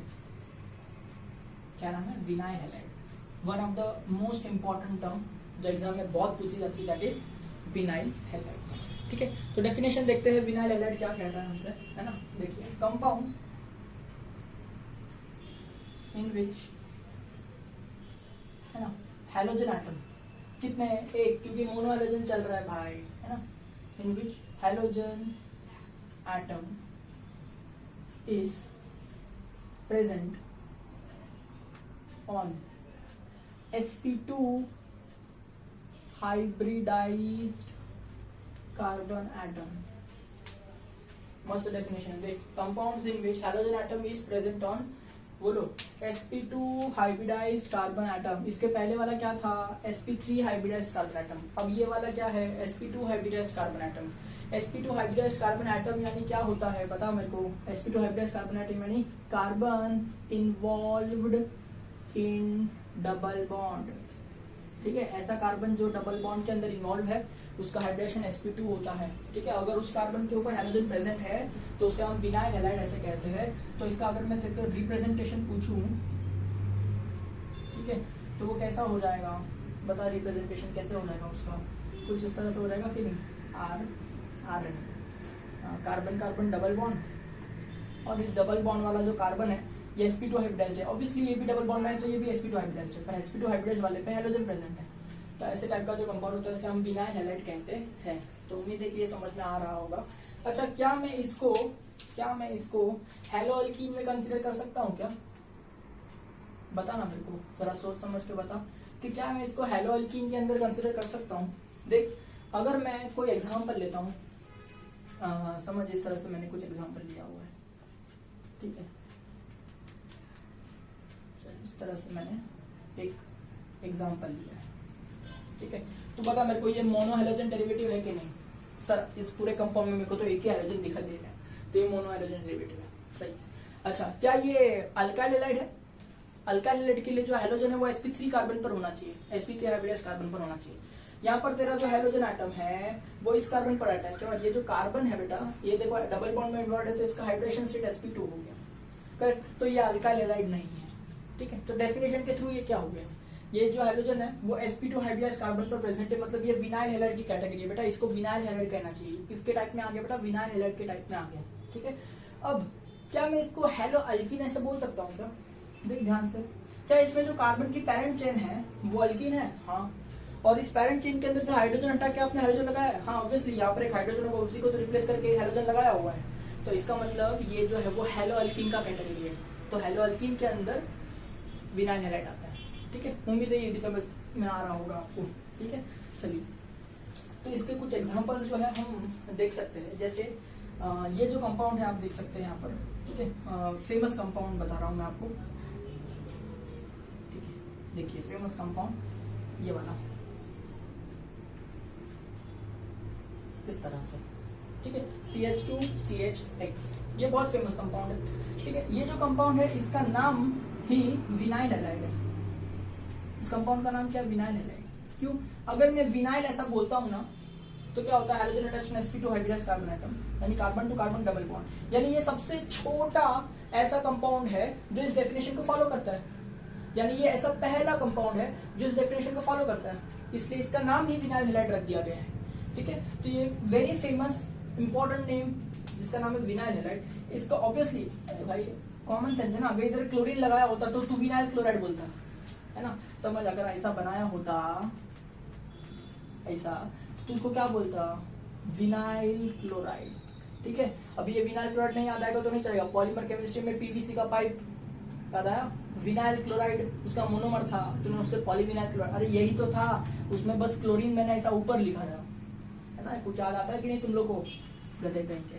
चलो, आई होप ये समझ में आ रहा है कि विनाइल हैलाइड इस तरह से होगा, तो ये ध्यान रखिएगा, इंपॉर्टेंट कंपाउंड। ठीक है, चलिए तो अब हम लोग आगे बढ़ते हैं। विनाइल हैलाइड आपको समझ में आ गया, compounds in which hydrogen atom is present on sp2 hybridized carbon atom. ठीक है, चलिए अब तीसरा वाला पार्ट जो है हम पढ़ते हैं कि सी क्लासिफिकेशन के अंदर हम लोग ने क्या देखा था? सी वाले में सी वाला पार्ट था, बोलो, अलाइल हैलाइड्स। ठीक है, बहुत इंपॉर्टेंट टर्म है, ध्यान से सुन। अलाइल हैलाइड्स, मैं तो बोलता हूँ इसको तो ऐसा हाथ पैर पे लिख ले कि तो इतना इंपॉर्टेंट टर्म है। ठीक है, देख अलाइल हैलाइड क्या होता है, डेफिनेशन समझाता हूँ। Compound in which hydrogen atom is present on, ध्यान से सुनना, sp3 हाइब्रिडाइज्ड कार्बन एटम। तेरे मन में घंटी बजी, अरे sir sp3 hybridized carbon atom का मतलब तो ये तो अल्काइल हैलाइड हो गया। अरे पूरा डेफिनेशन सुन भाई, पूरा definition soon. Compound in which hydrogen atom is attached on sp3 hybridized carbon atom which is next to carbon double bond, which is next to carbon double bond। ठीक है, बात समझ में आई? या फिर carbon to carbon double bond के जगह मैं ऐसा लिख सकता हूं, which is next to sp2 hybridized carbon. ठीक है, चाहे मैं ये लिखूं या चाहे ऊपर वाला स्टेटमेंट लिखूं, ठीक है, उससे फर्क पड़ता नहीं है, क्योंकि sp2 हाइब्रिडाइज्ड मतलब carbon to carbon double bond होता है। ठीक है, चलिए तो compounds in which hydrogen atom is attached on sp3 hybridized carbon atom which is next to, मतलब उसके बाजू वाला कार्बन sp2 हाइब्रिडाइज्ड होना चाहिए, यानी कार्बन कार्बन डबल बॉन्ड में होना चाहिए। देख कहने का मतलब क्या है, हैलोजन एटम जिस कार्बन पर प्रेजेंट है वो कार्बन sp3 होना चाहिए, मतलब उसके सारे बॉन्ड सिंगल होने चाहिए। समझ में आ रहा है?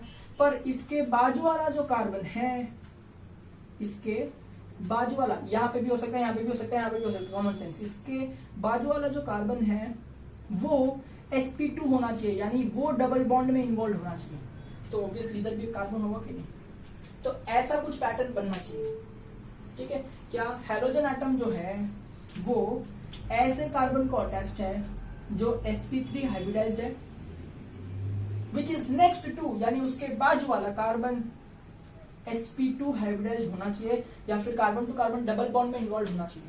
ठीक है, तो ऐसा जो रिप्रेजेंटेशन है, तो ऑब्वियसली इधर एक बॉन्ड बाकी होगा, इधर दो बॉन्ड बाकी होंगे, इस तरह से। तो ये जो रिप्रेजेंटेशन है वो किसका रिप्रेजेंटेशन है? अलाइल का। ठीक है, this is representation of allyl. ठीक है, तो उम्मीद है कि आपको ये समझ में आ रहा होगा। तो ऐसे कंपाउंड्स को हम क्या कहते हैं, अलाइल हैलाइड। फिर से समझाता हूं, अब तक 3 कंपाउंड देखे थे, अल्काइल, विनाइल, अलाइल। अल्काइल में क्या होता है, हैलोजन sp3 पे होता है, बात खत्म हो गई। विनाइल में क्या होता है, हैलोजन sp2 पे होता है, बात खत्म हो गई। अलाइल के अंदर हैलोजन sp3 पे होता है, पर वो जो sp3 कार्बन है उसके बाजू वाला जो है वो sp2 होता है। ठीक है, ये बात आपको समझ में आनी चाहिए। तो इस तरह से इसका नाम पड़ा अलाइल हैलाइड। तो अगर मैं अलाइल की डेफिनेशन को फॉलो करता हुआ सबसे छोटा कंपाउंड बनाऊं तो वो किस तरह से दिखाई देगा, तो इसी को फॉलो करना चाहिए ना मुझे। किस तरह से दिखाई देगा, सारे हाइड्रोजन भर दूं तो हो जाएगा CH2 डबल बॉन्ड CH, ये हो जाएगा CH2, इस तरह से कुछ हो जाएगा। ठीक है, और यहाँ पर X हो जाएगा। ठीक है, देखो halogen attached on sp3, sp3 next to sp2, मतलब सबसे छोटा कंपाउंड यही बन सकता है कि नहीं। यानी ये पहला ऐसा कंपाउंड है जो इस डेफिनेशन को फॉलो कर रहा है। इसका मतलब इसका भी अगर हम नाम देखें तो फिक्स होता है, इसका नाम है अलाइल हैलाइड।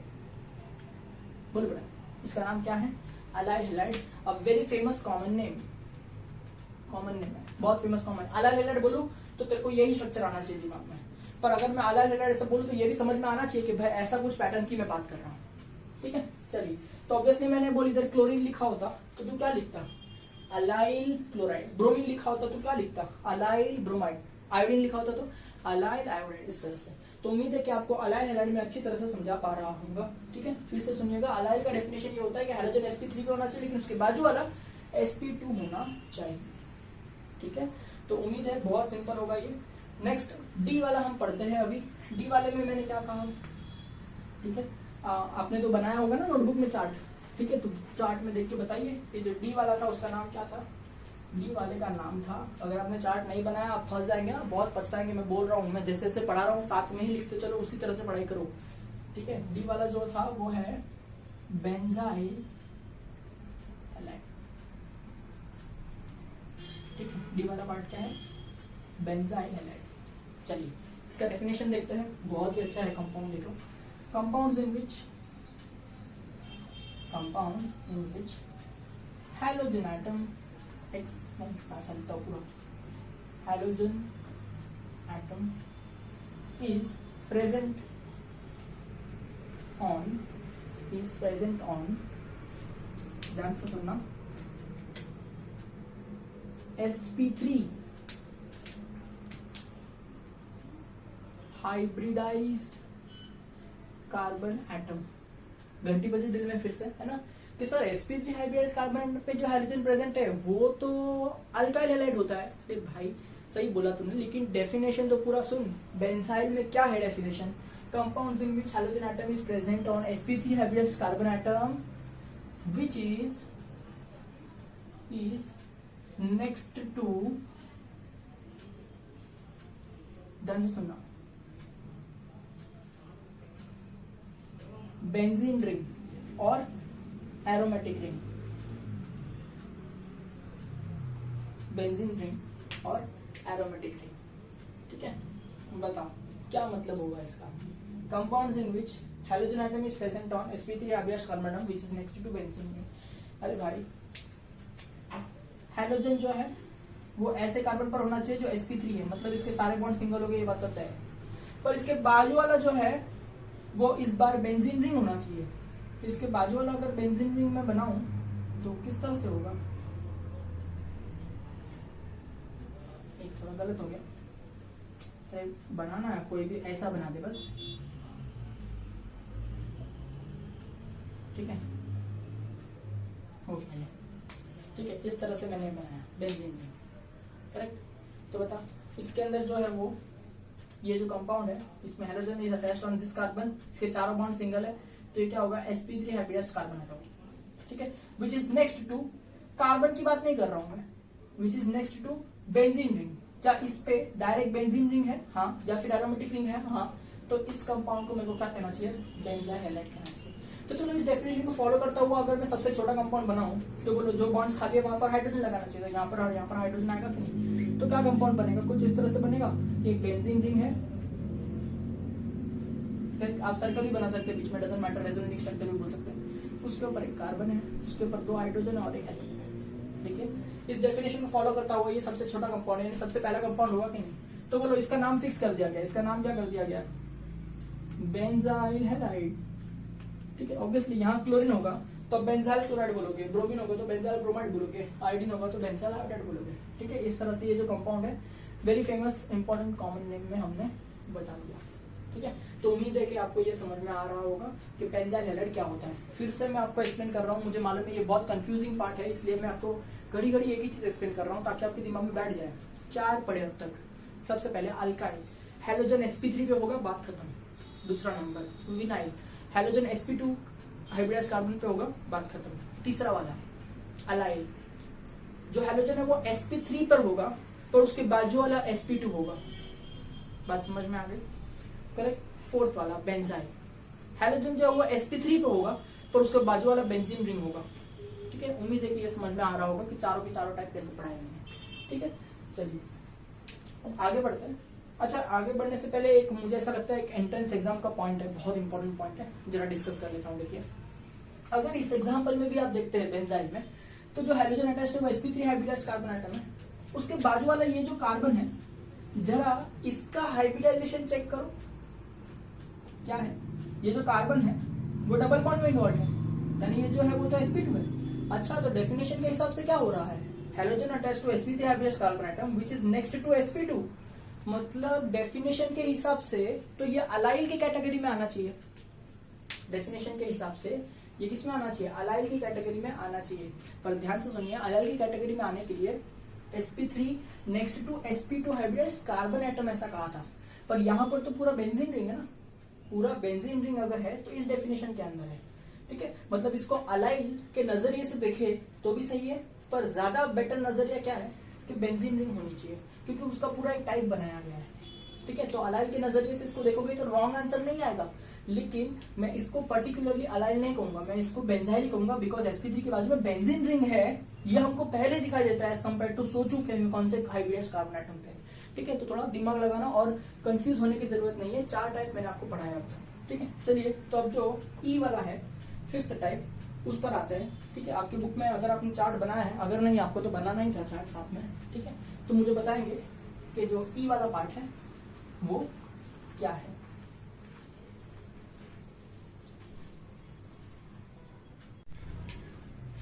ई वाला पार्ट था, देखिए, हेलो अरीन, ठीक है, हेलो अरीन, अरीन यानी एरोमेटिक रिंग, और उसके ऊपर हेलो जोड़ूंगा, बात सिंपल है, ठीक है। तो देखिए इसका डेफिनेशन देखते हैं, compounds in which halogen atom is present, ठीक है, या फिर अभी ऐसा लिखो, is attached directly to aromatic ring, directly to aromatic ring or benzene ring, क्योंकि सबसे आसान एरोमेटिक रिंग हमको क्या लगती है, बेंजीन रिंग ही लगती है ना, एरोमेटिक रिंग और बेंजीन रिंग, है ना। Are called as halo arenes, simple है ना। इसका अगर मैं रिप्रेजेंटेशन कहूँ आपसे, तो किसी भी एरोमेटिक रिंग के ऊपर डायरेक्टली हेलोजन होगा, ठीक।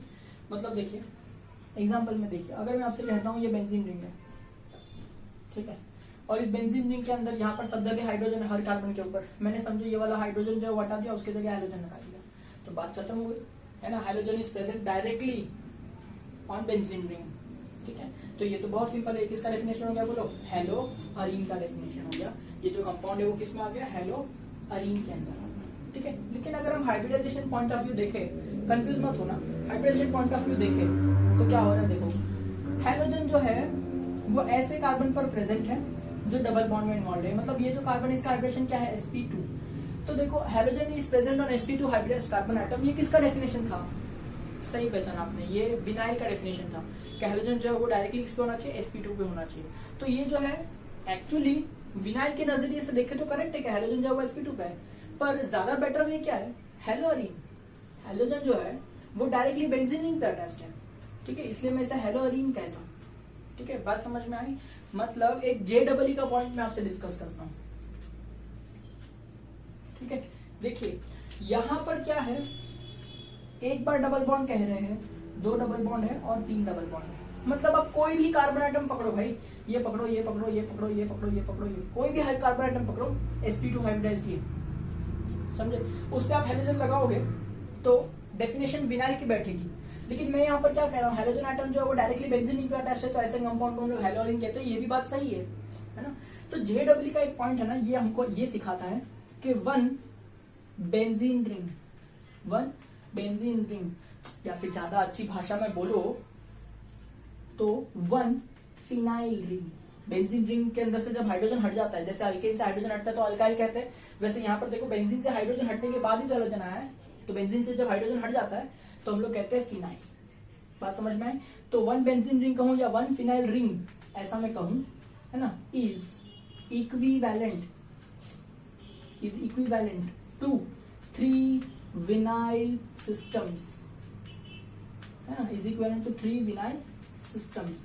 ये बहुत बार एमसीक्यू में पूछा गया है। बेटा देखो, अगर मैं इसको देखता हूं तो ये एक विनाइल सिस्टम बनेगी, क्योंकि यहाँ पर भी sp2 है, ये भी sp2 है, तो यहाँ पर हाइड्रोजन लगाओ या यहाँ पर हाइड्रोजन लगाओ, एक विनाइल सिस्टम तो पक्की बननी है। दूसरा देखो यहाँ पर, यहाँ हाइड्रोजन लगाओ या यहाँ हाइड्रोजन लगाओ, तो ये भी विनाइल सिस्टम एक पक्की है। और तीसरा देखो यहाँ पर हाइड्रोजन लगाओ या यहाँ पर हाइड्रोजन लगाओ, ये भी विनाइल सिस्टम बननी पक्की है। ठीक है, तो जो एक बेंजीन रिंग है वो 3 विनाइल सिस्टम के बरोबर होती है। तो मैं अगर इसको विनाइल हैलाइड में डाल दूं ना, मुझे कोई रॉन्ग नहीं दे सकता। ठीक है, लेकिन डेफिनेशन के हिसाब से ये डायरेक्टली हाइड्रोजन जो डायरेक्टली बेंजीन रिंग से कनेक्टेड है, इसलिए टेक्निकली मुझे इसको हेलो रिंग में लिखना चाहिए। ठीक है, but do remember one benzene ring is also equivalent to 3 vinyl system. ठीक है, इजी टू अंडरस्टैंड। तो ये ई वाला जो है पार्ट मैंने आपको समझा दिया है। ठीक है, चलिए अभी एफ और सबसे लास्ट पार्ट पे हम जाते हैं। ठीक है, जिसका नाम है हेलो अल्काइन। ठीक है, बहुत सिंपल है, ये तो बहुत ही सिंपल है, नाम से पता चलता है हेलो अल्काइन। ठीक है, इसमें क्या होगा बोलो, हेलोजन जो वो अल्काइन के ऊपर प्रेजेंट होगा कि नहीं। तो देखिए क्या बोलना चाहिए, compound in which halogen atom is present on sp hybridized carbon atom or carbon which is involved in triple bond. अरे भैया, अगर कोई हेलोजन एटम है ऐसे कार्बन पर प्रेजेंट है जो ट्रिपल बॉन्ड में है, तो ऑटोमेटिकली sp हाइब्रिडाइज्ड ही हो गया ना, क्योंकि एक कार्बन अगर ट्रिपल बॉन्ड में जाता है तो उसका हाइब्रिडेशन स्टेट sp होता है, ये हमको पता है। ठीक है कि नहीं। तो इस तरह से मैंने क्या कर दिया, इसका रिप्रेजेंटेशन कर दिया। ठीक है, तो ये किसकी कैटेगरी हो गई, हेलो अल्काइन की कैटेगरी हो गई। मैं आपको एक एग्जांपल देकर के बताता हूँ कि HC ट्रिपल बॉन्ड C, ये Cl लिख दिया मैंने, ये सबसे छोटा कंपाउंड है इसका, तो इसका नाम आसानी से आप बोल सकते हैं इसको क्लोरोएसिटिलीन, क्योंकि एसिटिलीन है ना, CH ट्रिपल बॉन्ड CH जो था वो एसिटिलीन होता है, उसका हाइड्रोजन हटा के क्लोरीन कर दिया, तो क्लोरोएसिटिलीन ऐसा भी मैं कह सकता हूँ इसको। ठीक है, तो ये उसका एग्जाम्पल हो गया, बहुत ही इजी टाइप था, तो उम्मीद है आपको समझ में आ रहा होगा। ठीक है, अब मैं आपको क्विक रिवीजन देता हूँ, क्योंकि ये सबसे इंपॉर्टेंट पार्ट है और इसके आगे हम नहीं पढ़ेंगे, इतना ही पढ़ेंगे। ठीक है, देखते हैं टाइम में, देखता हूँ कितना टाइम हुआ है रिकॉर्ड होकर, 1 घंटे से ऊपर हो गया होगा तो थोड़ा बहुत और पढ़ाऊंगा और अपना टाइम देंगे। ठीक है, देखिए आसानी से सुनिएगा, हेलोजन एटम है, ये कार्बन को कनेक्टेड है। ठीक, ये जो कार्बन है इसके सारे बॉन्ड सिंगल है, बस और कुछ नहीं समझ में आ रहा है। बाकी के जो यहाँ पर भी ग्रुप अटैच होंगे वो भी सिंगल बॉन्डेड है, तो बोलो ये कौन से टाइप का होगा, इसे मैं कहूंगा अल्काइल हैलाइड, इसमें क्या कहूंगा अल्काइल हैलाइड। ठीक, चलो अब ये हेलोजन जो है, ठीक है, ये इस कार्बन पर अटैच है, और ये जो कार्बन है वो किसी के साथ डबल बॉन्ड में इन्वॉल्व है, यानी sp2 हाइब्रिडाइज्ड है। इसका टाइप क्या हो जाएगा बताओ, इसका टाइप हो जाएगा विनाइल हैलाइड। उम्मीद है समझ में आ रहा होगा, विनाइल हैलाइड। ठीक है, चलिए नेक्स्ट थर्ड एग्जांपल है, ये हेलोजन जो है वो एक ऐसे कार्बन पे अटैच्ड है जो sp3 हाइब्रिडाइज्ड है, पर इसके बाजू वाला जो कार्बन है ना वो किसी के साथ डबल बॉन्ड में इन्वॉल्व है, इस तरह से कुछ स्ट्रक्चर है। तो ये किसकी टाइप हो गई, देखिए functional group is attached to sp3 but sp3 is next to sp2, है ना, ये किसका टाइप है, अलाइल। सही पहचाना आपने, ये अलाइल कैटेगरी का कंपाउंड है। ठीक है, बात समझ में आ रही है। ठीक है, तो फिर से चौथा एग्जांपल देखिए, इस तरह से मैंने कोई हेलोजन लिया है जो एक कार्बन पर अटैच है, जो कि एक sp3 हाइब्रिडाइज्ड कार्बन एटम है, और उसके बाजू में बेंजीन रिंग पड़ी है, उसके बाजू में बेंजीन रिंग पड़ी है, तो किसका एग्जाम्पल हो गया? ठीक है, ये बेंजाइल कैटेगरी का एग्जाम्पल हो गया। बेंजाइल याद रखना, थोड़ा ध्यान रखना, बेंजाइल ऐसा कहता हूं ना तो हैलोजन बेंजीन के ऊपर नहीं होता है, दिमाग में डाल दो। बेंजाइल का मतलब हैलोजन बेंजीन के ऊपर नहीं होता है, हैलोजन एक sp3 कार्बन पर होता है और वो sp3 कार्बन बेंजीन के ऊपर होता है, ये मतलब होता है बेंजाइल। जब मैं ऐसा लिखता हूं तब बच्चों को ऐसा लगता है कि बेंजीन है मतलब हैलोजन उठा के बेंजीन पे डाल दो, ऐसा नहीं है भाई, थोड़ा ध्यान रखना, इंपॉर्टेंट है। चलिए ठीक है, नेक्स्ट एग्जांपल पे लेके चलता हूं। ये जो हैलोजन है, ठीक, ये डायरेक्टली बेंजीन रिंग पे, बता अब क्या कहूं, बेंजाइल बोल दूं? नहीं, बेंजाइल नहीं है, यहाँ पर हैलोजन जो है वो डायरेक्ट बेंजीन रिंग पे, डायरेक्टली, तो इसे मैं क्या करूं, हेलो अरीन ऐसा कहना चाहिए, डायरेक्ट एरोमेटिक रिंग पर अटैच ना, इसलिए। ठीक है, तो उम्मीद है कि ये समझा पा रहा हूँ। अगर ये हैलोजन है एक कार्बन पर अटैच है, जो कार्बन किसी दूसरे कार्बन के साथ ट्रिपल बॉन्ड में अटैच है, तो ये बोलो क्या हो जाएगा, हेलो अल्काइन हो जाएगा। ठीक है, तो उम्मीद है कि आज का जो मैंने अब तक जितना भी सिखाया सारा आपने नोटबुक में लिखा होगा, सारी आपको समझ में आ रही होगी बातें। ठीक है, इतना क्लियर है। इसके अलावा मैं आपको एक कंसेप्ट और बताना चाहता हूं, that is degree of monohydrogen derivative. ठीक है, डिग्री मतलब कुछ नहीं है, कुछ इंपॉर्टेंट कंसेप्ट नहीं है, सिर्फ हल्का फुल्का कंसेप्ट है कि हैलोजन जो भी कार्बन पर अटैच होता है उस कार्बन की जो डिग्री होती है वही इस कंपाउंड की डिग्री होती है। जैसे अगर ये 1 डिग्री कार्बन है तो ये पूरा कंपाउंड को मैं कहूंगा 1 डिग्री मोनोहाइड्रोजन डेरिवेटिव। अगर ये 2 डिग्री कार्बन है तो इसे मैं कहूंगा, देखिए ये जो है ना, हैलोजन जिस कार्बन पर अटैच्ड है वो 2 कार्बन से अटैच्ड है, यानी ये जो कार्बन है 2 डिग्री है जिस पर हैलोजन प्रेजेंट है, तो इसे मैं कहूंगा 2 डिग्री हैलोजन मोनोहाइड्रोजन डेरिवेटिव। ठीक है, अगर ये जो कार्बन है जिस पर हैलोजन है वो 3 डिग्री अटैच्ड है, 3 कार्बन से अटैच्ड है, तो इसे मैं कहूंगा 3 डिग्री मोनोहाइड्रोजन डेरिवेटिव। ये कॉमन सेंस की बात है, सिर्फ बुक में दिया है आपके, इसके लिए मैंने बता दिया। ठीक है, तो उम्मीद है यहाँ तक आपको पूरा लेक्चर समझ में आ रहा होगा।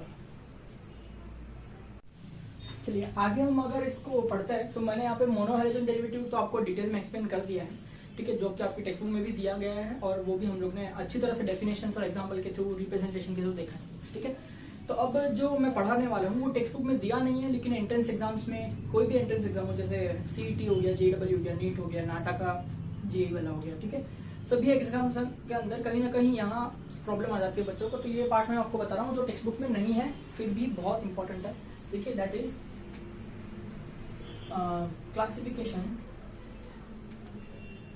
Of dihalogen derivatives. Dihalogen derivatives, ठीक है, तो सबसे पहले डाइहैलोजन डेरिवेटिव समझते हैं। डाइहैलोजन डेरिवेटिव क्या है कि यहाँ पर क्या होगा, कंपाउंड के अंदर 2 हाइड्रोजन हटे होंगे और 2 हाइड्रोजन लगे होंगे। ठीक है, इसे हम कहते हैं डाइहैलोजन डेरिवेटिव। तो मोनोहाइड्रोजन की तरह इसका भी बहुत सारा टाइप हो सकता है, dihalogen derivative of alkane, dihalogen derivative of alkene, dihalogen derivative of alkyne, dihalogen derivative of aromatic compound, dihalogen derivative of arene, ऐसा भी कह सकते हैं।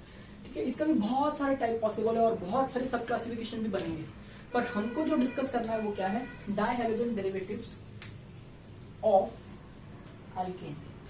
सिर्फ एक ही डिस्कस करना है अपने को। ठीक है, डाइहैलोजन डेरिवेटिव ऑफ अल्केन, और कुछ भी डिस्कस नहीं करना है।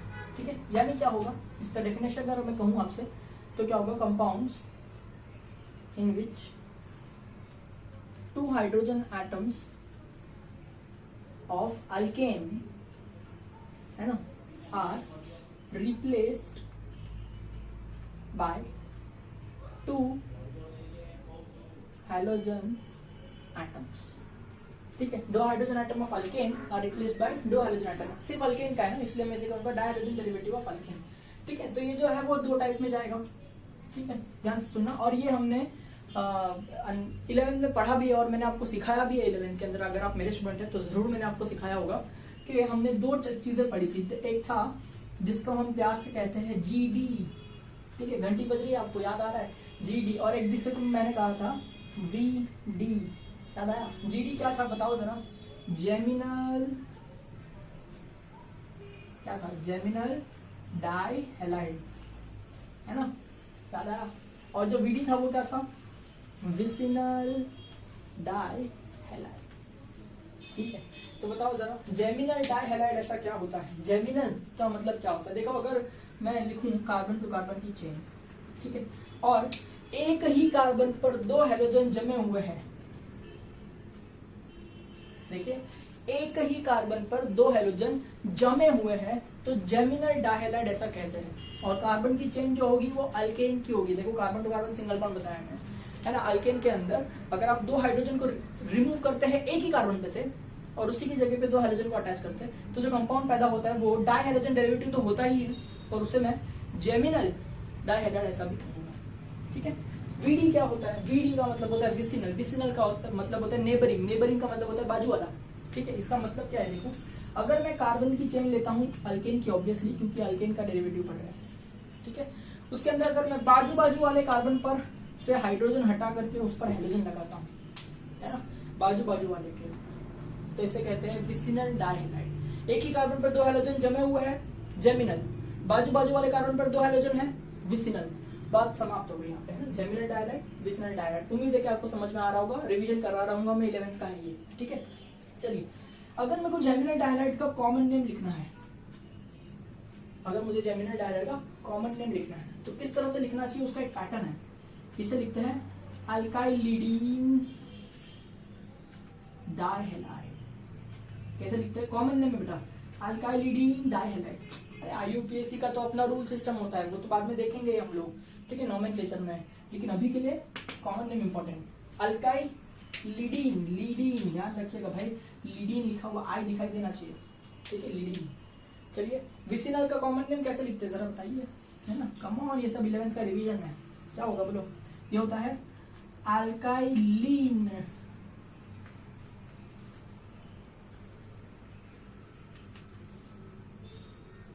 अल्काइलिन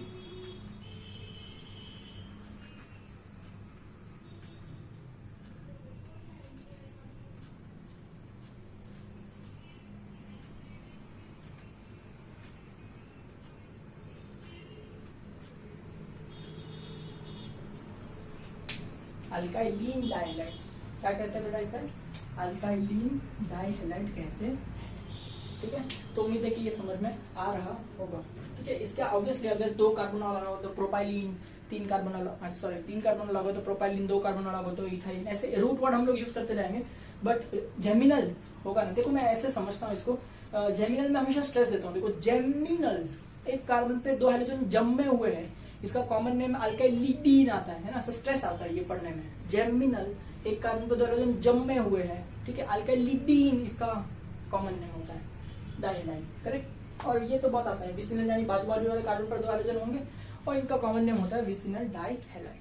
ठीक है, तो चलिए अब मैं इसके कुछ आपको इंपॉर्टेंट एग्जांपल्स भी करा देता हूँ। ठीक है, और उस एग्जांपल को मैं जंबली लिखूंगा ताकि आप समझ पाए कौन सा जेमिनल है, कौन सा विसिनल है और किसका कॉमन नेम क्या है। ठीक है, तो उम्मीद है आपको ये क्लासिफिकेशन समझ में आया होगा डाइहाइड्रोजन डेरिवेटिव का, जेमिनल एंड विसिनल। बस इतना ही सिखाने का था इसमें, जो आपके टेक्स्ट बुक में देना चाहिए था एक्चुअली, पर वो लोग ने नहीं दिया है, I don't know why. Last year के टेक्स्ट बुक में था, इस ईयर के टेक्स्ट बुक में से निकाल दिया गया है। ठीक है, चलिए एग्जांपल देखते हैं अभी इसके ऊपर बेसिस। ठीक है, चलिए देखते हैं ये एग्जांपल आपको समझता है या नहीं।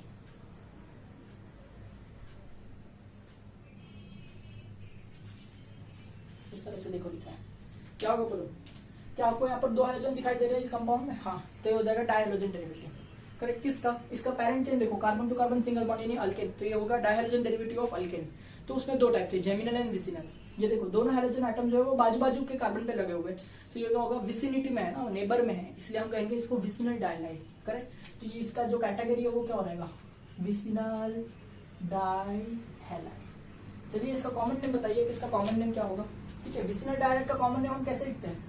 अल्काइलिन डाइहाइड, ऐसा हम लिखते हैं। तो इसके अंदर देखो कितने कार्बन का चेन है? 2 कार्बन का चेन है, इसलिए मैं इसे कहूंगा इथिलीन डाइहाइड। अब पता है बच्चों को कंफ्यूजन कहाँ होता है? बच्चों को ऐसा लगता है कि सर इधर तो इन है, इसका मतलब कंपाउंड में डबल बॉन्ड होना चाहिए, पर यहाँ पर तो सिंगल बॉन्ड है। ये बच्चे ऐसा गधे जैसा सोचते हैं। ठीक है, मैंने आपको क्या सिखाया कि ये जो है वो अल्केन का डेरिवेटिव है, इसका कॉमन नेम ऐसा लिखा जाता है अल्काइलिन, कॉमन नेम जो रखता है वो ऐसे ही रख देता है, उसके पीछे कोई लॉजिक नहीं होता है, ठीक है। तो वो जो इन दिखाई दे रहा है ना, इट इज सेंसलेस, इसको देख के डबल बॉन्ड होगा ऐसा नहीं सोचने का, ठीक है। अब जो सिखा है ना उसको फॉलो करने का बराबर, तो आपको समझ में आएगा क्या चल रहा है, ठीक है। चलिए, तो उम्मीद है कि ये आपको समझ में आ रहा होगा। इसका नाम है इथिलीन डाइहैलाइड। उसी तरह से चल देखते हैं ये वाला समझता है कि नहीं।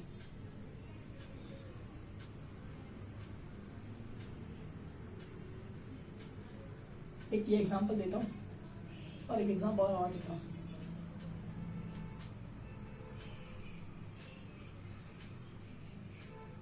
चलो बताओ ये क्या है। इधर पे दो हाइड्रोजन डायहाइड्रोजन डेरिवेटिव हो गया, अल्केन की चेन है, डायहाइड्रोजन डेरिवेटिव ऑफ अल्केन हो गया, उसमें एक ही कार्बन पर दो हाइड्रोजन जमे हुए हैं, तो इसे क्या कहना चाहिए बोलो? दिस इज जेमिनल डाइहैलाइड, जेमिनल डाइहैलाइड, ठीक है। इसका कॉमन नेम कैसे लिखा जाता है? इसका कॉमन नेम लिखा जाता है अल्काइलिडीन डाइहैलाइड, ऐसे लिखा जाता है। तो इसका कॉमन नेम कैसे लिखा जाएगा? इसमें कितने कार्बन है? 3 कार्बन है, करेक्ट है। तो 3 कार्बन तो कहूंगा प्रोपाइलिडीन डाइब्रोमाइड। बात सही है, ठीक है। मैं बता रहा हूं कि ये नाम गलत है, तू बता क्यों गलत है, ठीक है। अगर तेरे को अभी भी दिमाग में नहीं आ रहा है कि ये नाम क्यों गलत है, तो ये एग्जांपल देख तेरे को अपने आप समझ में आएगा। इस एग्जांपल में देख तू, अगर मैं देखूं दोनों हाइड्रोजन एक ही कार्बन पर जमे हुए हैं, तो ये उसका टाइप होगा जेमिनल, और ऑब्वियसली डायहाइड्रोजन डेरिवेटिव ऑफ अल्केन है, तो इसका टाइप जो है वो क्या होगा? जेमिनल डाइहैलाइड। और हमको पता है जेमिनल डाइहैलाइड, मेरा हैंडराइटिंग का थोड़ा एक्सक्यूज कर दो, ठीक। हाँ, जेमिनल डाइहैलाइड का जो नाम है वो कैसे लिखता है? अल्काइलिडीन डाइहैलाइड। तो चल इसका भी नाम लिख। इसका नाम क्या आएगा बोलो? 3 कार्बन है तो प्रोपाइलिडीन हो जाएगा, है ना। और डाई क्या हो जाएगा? क्लोराइड। तो जरा दिमाग लगा के बोल मेरे को, ये दोनों कंपाउंड सेम जैसा है क्या? हैलोजन छोड़, बट पोजीशन वाइज सेम है क्या? इधर दोनों हाइड्रोजन बीच वाले कार्बन पर है, यानी 2 डिग्री कार्बन पर है, और यहाँ पर दोनों हाइड्रोजन 1 डिग्री कार्बन पर है, तो दोनों के नाम सिमिलर थोड़ी आ सकते हैं, कुछ तो फर्क होगा कि नहीं। देखिए स्ट्रेट चेन है ना, इसलिए मैं इसे कहता हूँ एन प्रोपाइलिडीन डाइब्रोमाइड, ये उसका करेक्ट नेम है बेटा, एन प्रोपाइलिडीन डाइब्रोमाइड। और यहाँ पर जो है ना वो बीच वाले कार्बन पर है, तो इसे मुझे सेक प्रोपाइलिडीन डाइहैलाइड ऐसा कहूंगा तो भी चलेगा। और इसके अलावा अगर मैं आइसोप्रोपाइलिडीन डाइहैलाइड लिखूं, क्योंकि 3 कार्बन में आइसो और सेक दोनों सेम ही का होता है ना, तो आइसोप्रोपाइलिडीन डाइक्लोराइड लिखूं तो भी चलेगा, सेक प्रोपाइलिडीन डाइक्लोराइड लिखूं तो भी चलेगा। तो उम्मीद है कि ये एग्जांपल्स जो है वो देखो समझ में आ रहा है, इसका नाम लिखने तुझे आ रहा होगा, ठीक है। अब साथ में एक एक्सेप्शनल केस में बताता हूँ, ठीक है, ध्यान से सुनना। ये एक्सेप्शनल केस सिखाने के लिए ही मेरे को ये सब सिखाना पड़ जाता है, ठीक है, ध्यान से सुनना।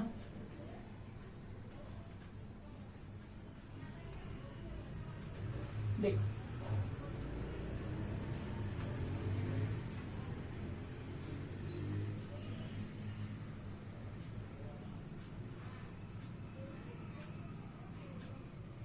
ये कंपाउंड देखो, करेक्ट है। अगर इसको छोटा करके लिखेगा ना तो ऐसा दिखाई देगा CH2CH2। चलो अब बता मेरे को कि ये जो कंपाउंड है इसके अंदर, तो इस कंपाउंड को अगर हम देखें तो बेटा ये जो है देखो मीथेन से आया हुआ है, ये तो बात समझ में आ रहा है आपको। 2 हाइड्रोजन दिखाई पड़ रहा है, इसका मतलब ये डायहाइड्रोजन डेरिवेटिव है, ये भी बात पक्की है। पर ये जो है वो एक ही कार्बन पर जमा हुआ है, तो इसका जो टाइप है, ये जो कंपाउंड, ये दोनों सेम ही है, मैंने साथ में लिखा है, ठीक है।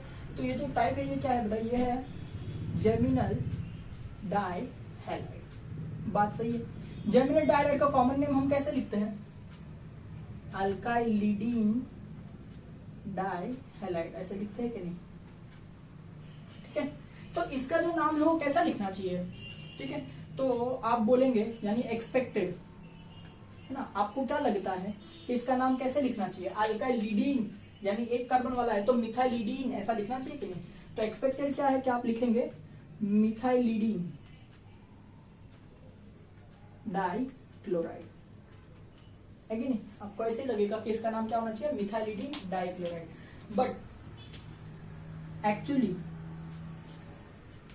इसको मिथाइलिडीन डाइक्लोराइड नहीं कहा जाता है। आप बोलोगे क्यों नहीं कहा जाता है? ये तो सर बराबर है ना, अल्काइलिडीन ही बोलना चाहिए, बराबर है, मैंने किधर ना बोला, बराबर है। लेकिन इसका जो नाम है रियल लाइफ में इसको methylene dichloride, methylene dichloride chloride, ऐसा कहा जाता है। ठीक है, अब ऐसा क्यों है, इसको मिथिलीन ऐसा कहेंगे तो लीन देखेंगे तो लोगों को लगेगा कि विसिनल होगा, है ना। अरे थोड़ा दिमाग लगा, विसिनल यानी क्या, दो हाइड्रोजन बाजू बाजू के कार्बन पे होने चाहिए, इसके लिए कम से कम 2 कार्बन तो होने चाहिए कि नहीं, पर यहाँ तो कार्बन ही एक है, तो विसिनल तो बन ही नहीं सकता। इसका मतलब अगर मैं लीन भी लिख रहा हूँ तो भी कुछ फर्क नहीं पड़ता है, मिथ मतलब एक ही कार्बन होता है, तो अगर मैं लीन भी लिख रहा हूँ ना तो फर्क नहीं पड़ता है, वो विसिनल बन ही नहीं सकता, वो जेमिनल ही बनेगा। ठीक है, हाँ तो फिर जेमिनल ही बनेगा तो फिर आपको तो लीडिन लिखने में क्या प्रॉब्लम है, मेरे को प्रॉब्लम नहीं है, लेकिन जो लोगों ने नाम रखा है उसका वो मिथिलीन डाई क्लोराइड ऐसे कॉमन नेम लोगों ने रख दिया है ना, लोगों ने थोड़ा दिमाग लगा के उसका नाम नहीं रखा है। देखो इसका एक्चुअल रीजन क्या है मैं आपको समझाता हूँ कि ऐसा नाम क्यों रखने में आया। देखो अगर हम देखें मीथेन को तो ये जो है आप देख पा रहे हैं, दिस इज मीथेन। ठीक है, जब आप इसके अंदर से एक हाइड्रोजन को रिमूव करते हैं ना बेटा तो आपको CH3 ऐसा ग्रुप मिलता है, तो इसका नाम क्या है, मिथाइल। ठीक है, जब इसके अंदर से भी आप एक हाइड्रोजन रिमूव करते हैं ना तो आपको ऐसा CH2 2 मिलता है। ठीक है, इस ग्रुप का नाम होता है मिथिलीन, इस ग्रुप का नाम क्या होता है, मिथिलीन। ठीक है, जब आप इसके अंदर से भी एक हाइड्रोजन को रिमूव करते हैं तो आपको ऐसा CH और 3 मिलते हैं, इस ग्रुप का नाम क्या है, मिथाइन, INE, ध्यान रखना कंफ्यूज मत होना, मिथाइन ऐसा कहते हैं। ठीक है, और इसके अंदर से भी अगर आप एक हाइड्रोजन रिमूव कर देते हैं तो ऐसा C ऐसा बचता है, तो ये क्या है, ये कुछ नहीं है, ये कार्बन है। देखो ना सिर्फ कार्बन ही तो लिखा हुआ है। ठीक है, तो अभी ये जो फंडा है ना, ये जो फंडा है इसमें आप क्या कर रहे हैं, मीथेन में से एक एच हटा रहे हैं तो मिथाइल ग्रुप बनता है, मिथाइल से एक एच हटा रहे हैं तो मिथिलीन बनता है, मिथिलीन में से एक एच हटा रहे हैं तो मीथाइन बनता है, मीथाइन से एक एच हटा रहे हैं तो कार्बन बचता है। ठीक है, ये बात आपको समझ में आ गई। तो जरा इस ग्रुप को देखो और इस ग्रुप को देखो, देखो दोनों सेम है कि नहीं, CH2 2 CH2 2। ठीक है, और इस ग्रुप का नाम क्या है, मिथिलीन, इसलिए कंपाउंड का नाम इसके रिस्पेक्ट में मिथिलीन डाइक्लोराइड रखने में आ गया। ठीक है, ना कि दिमाग लगा के मिथिलीडीन डाइक्लोराइड रखा गया। ठीक है, ध्यान रखिएगा, the expected name is methylidene dichloride but the actual name which is used and which is written in the books is methylene dichloride with reference to this system. ठीक है, please try to understand this is exceptional case, do remember it. जब भी आपको ये compound दिखाई देता है CH2Cl2, ये ध्यान रखना, ये जेमिनल होते हुए भी इसका नाम जेमिनल के हिसाब से नहीं रखा गया है, इसका नाम विसिनल के हिसाब से रखा गया है। ठीक है, उम्मीद है कि आपको ये फंडा जो है दिमाग में बैठा होगा। ठीक है, चलिए, तो डायहाइड्रोजन डेरिवेटिव में बस इतना ही सिखाना था मुझे, और ये एक एक्सेप्शनल केस सिखाना था, इसलिए मुझे ये पूरा पार्ट सिस्टम आपको दिखाना पड़ा। ठीक है, चलिए, तो इसी तरह से मैं आगे भी आपको बहुत सारा सिस्टम सिखा सकता हूँ। ठीक है, पर एक जो मुझे लगता है डिस्कस करना चाहिए, ये अगेन आपके इस साल के टेक्स्ट बुक में दिया नहीं है, पर मुझे लगता है डिस्कस करना बहुत जरूरी है, क्योंकि मजा आता है थोड़ा इसमें समझने में है। देखिए वो क्या है, ट्राई हाइड्रोजन डेरिवेटिव। ठीक है, आपके टेक्स्ट बुक में तो सिर्फ मोनो हाइड्रोजन डेरिवेटिव का डिस्कशन किया गया है, बट मैं आपको बताता हूँ ट्राई हाइड्रोजन डेरिवेटिव के बारे में। ठीक है, ट्राई हाइड्रोजन डेरिवेटिव क्या होगा, ऐसा कंपाउंड जिसके अंदर 3 हाइड्रोजन एटम को रिप्लेस किया गया होगा और उसके जगह पे 3 हाइड्रोजन एटम को लिखा गया होगा, उसे कहते हैं ट्राई हाइड्रोजन डेरिवेटिव।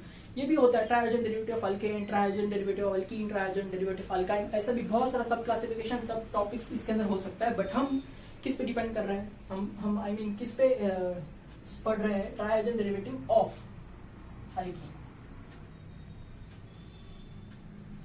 ठीक है, इसमें से भी मैं सिर्फ आपको क्या सिखा रहा हूं, ध्यान से सुनना, try hydrogen derivative of methane. Alkane में भी सारे अल्केन नहीं दिखा रहा हूं मैं आपको, सिर्फ और सिर्फ मीथेन के बारे में पढ़ा रहा हूं। ठीक है, क्योंकि इसके अंदर कॉमन नेम है जो बहुत ही इंटरेस्टिंग है, इसलिए दैट इज और कुछ मेरा कुछ खास मकसद नहीं है इसको सिखाने में। ठीक है, देखिए try hydrogen derivative of methane, ध्यान रखना, try hydrogen derivative of methane को हैलोफॉर्म्स कहते हैं।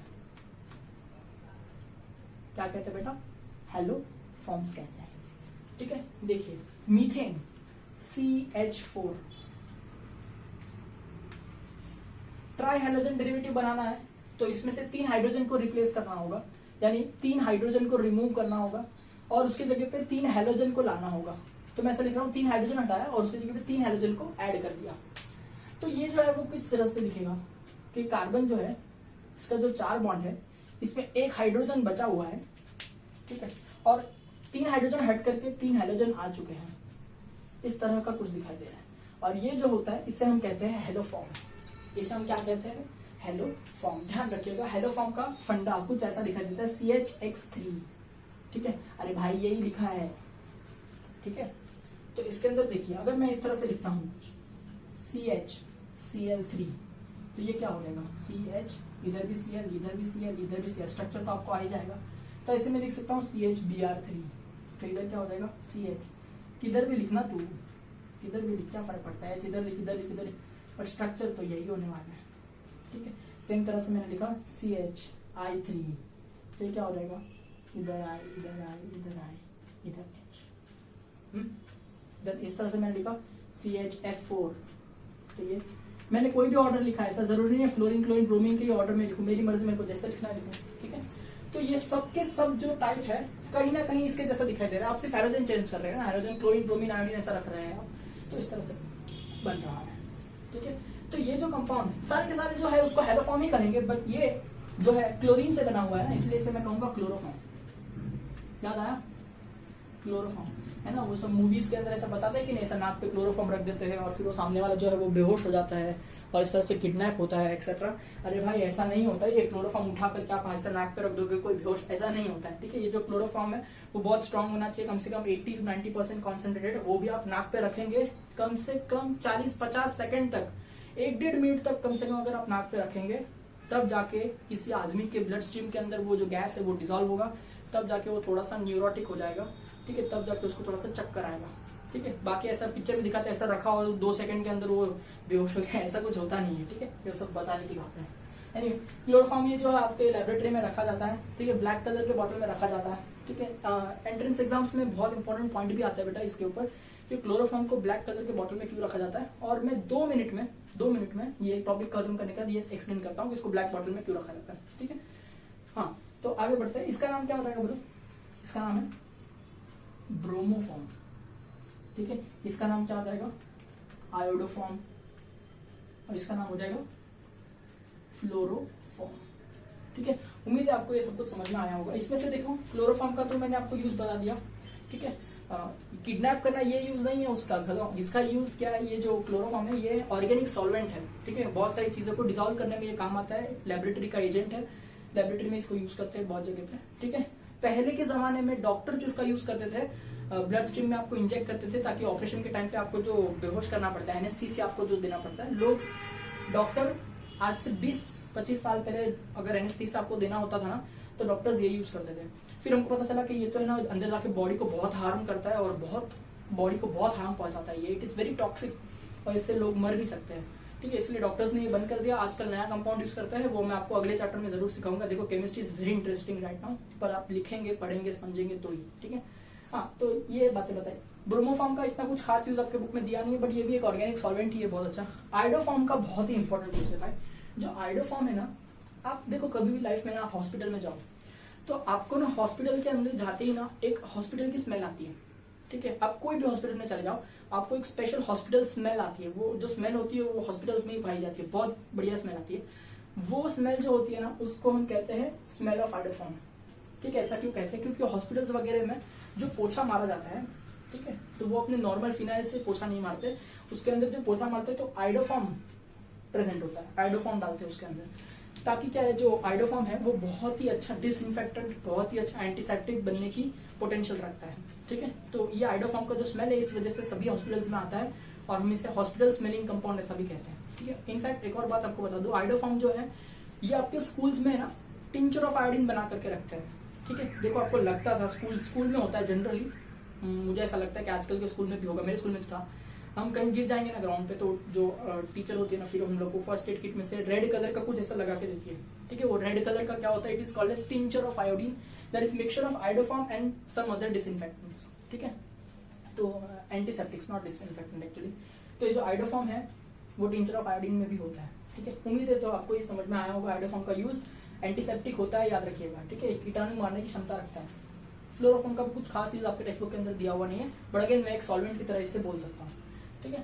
तो ये ट्राई हाइड्रोजन डेरिवेटिव थोड़ा सा इंटरेस्टिंग था, हैलोफॉर्म्स क्या होते हैं वो समझाना था इसलिए बताया। चलिए अब मैं आपको सिखाता हूँ कि क्लोरोफॉर्म को ब्लैक कलर के बॉटल में क्यों रखा जाता है। ठीक है, तो ये जरा बोर्ड में रख कर देता हूँ और आपको बताता हूँ कि क्लोरोफॉर्म के बारे में क्या क्या खासियत है। ठीक है, देखिए ये जो क्लोरोफॉर्म है इसको stored in amber coloured airtight flask. ठीक है, ध्यान से सुनिएगा। एम्बर कलर्ड मतलब क्या होता है? अरे वो ब्लैक जैसा होता है, ऐसा कांच में देखोगे तो हल्का सा डार्क ग्रीन ऑलिव कलर का दिखाई देता है। एम्बर कलर उसको बोलते हैं, जनरली ब्लैक ही बोलते हैं भाई। ठीक है, एम्बर कलर ऐसा। और एयर टाइट फ्लास्क होता है, एकदम एयर टाइट होता है, कॉर्क लगाया होता है बहुत बार उस पर। ऐसा क्यों है? ठीक है, बिकॉज ऐसा नहीं लिखते, बिकॉज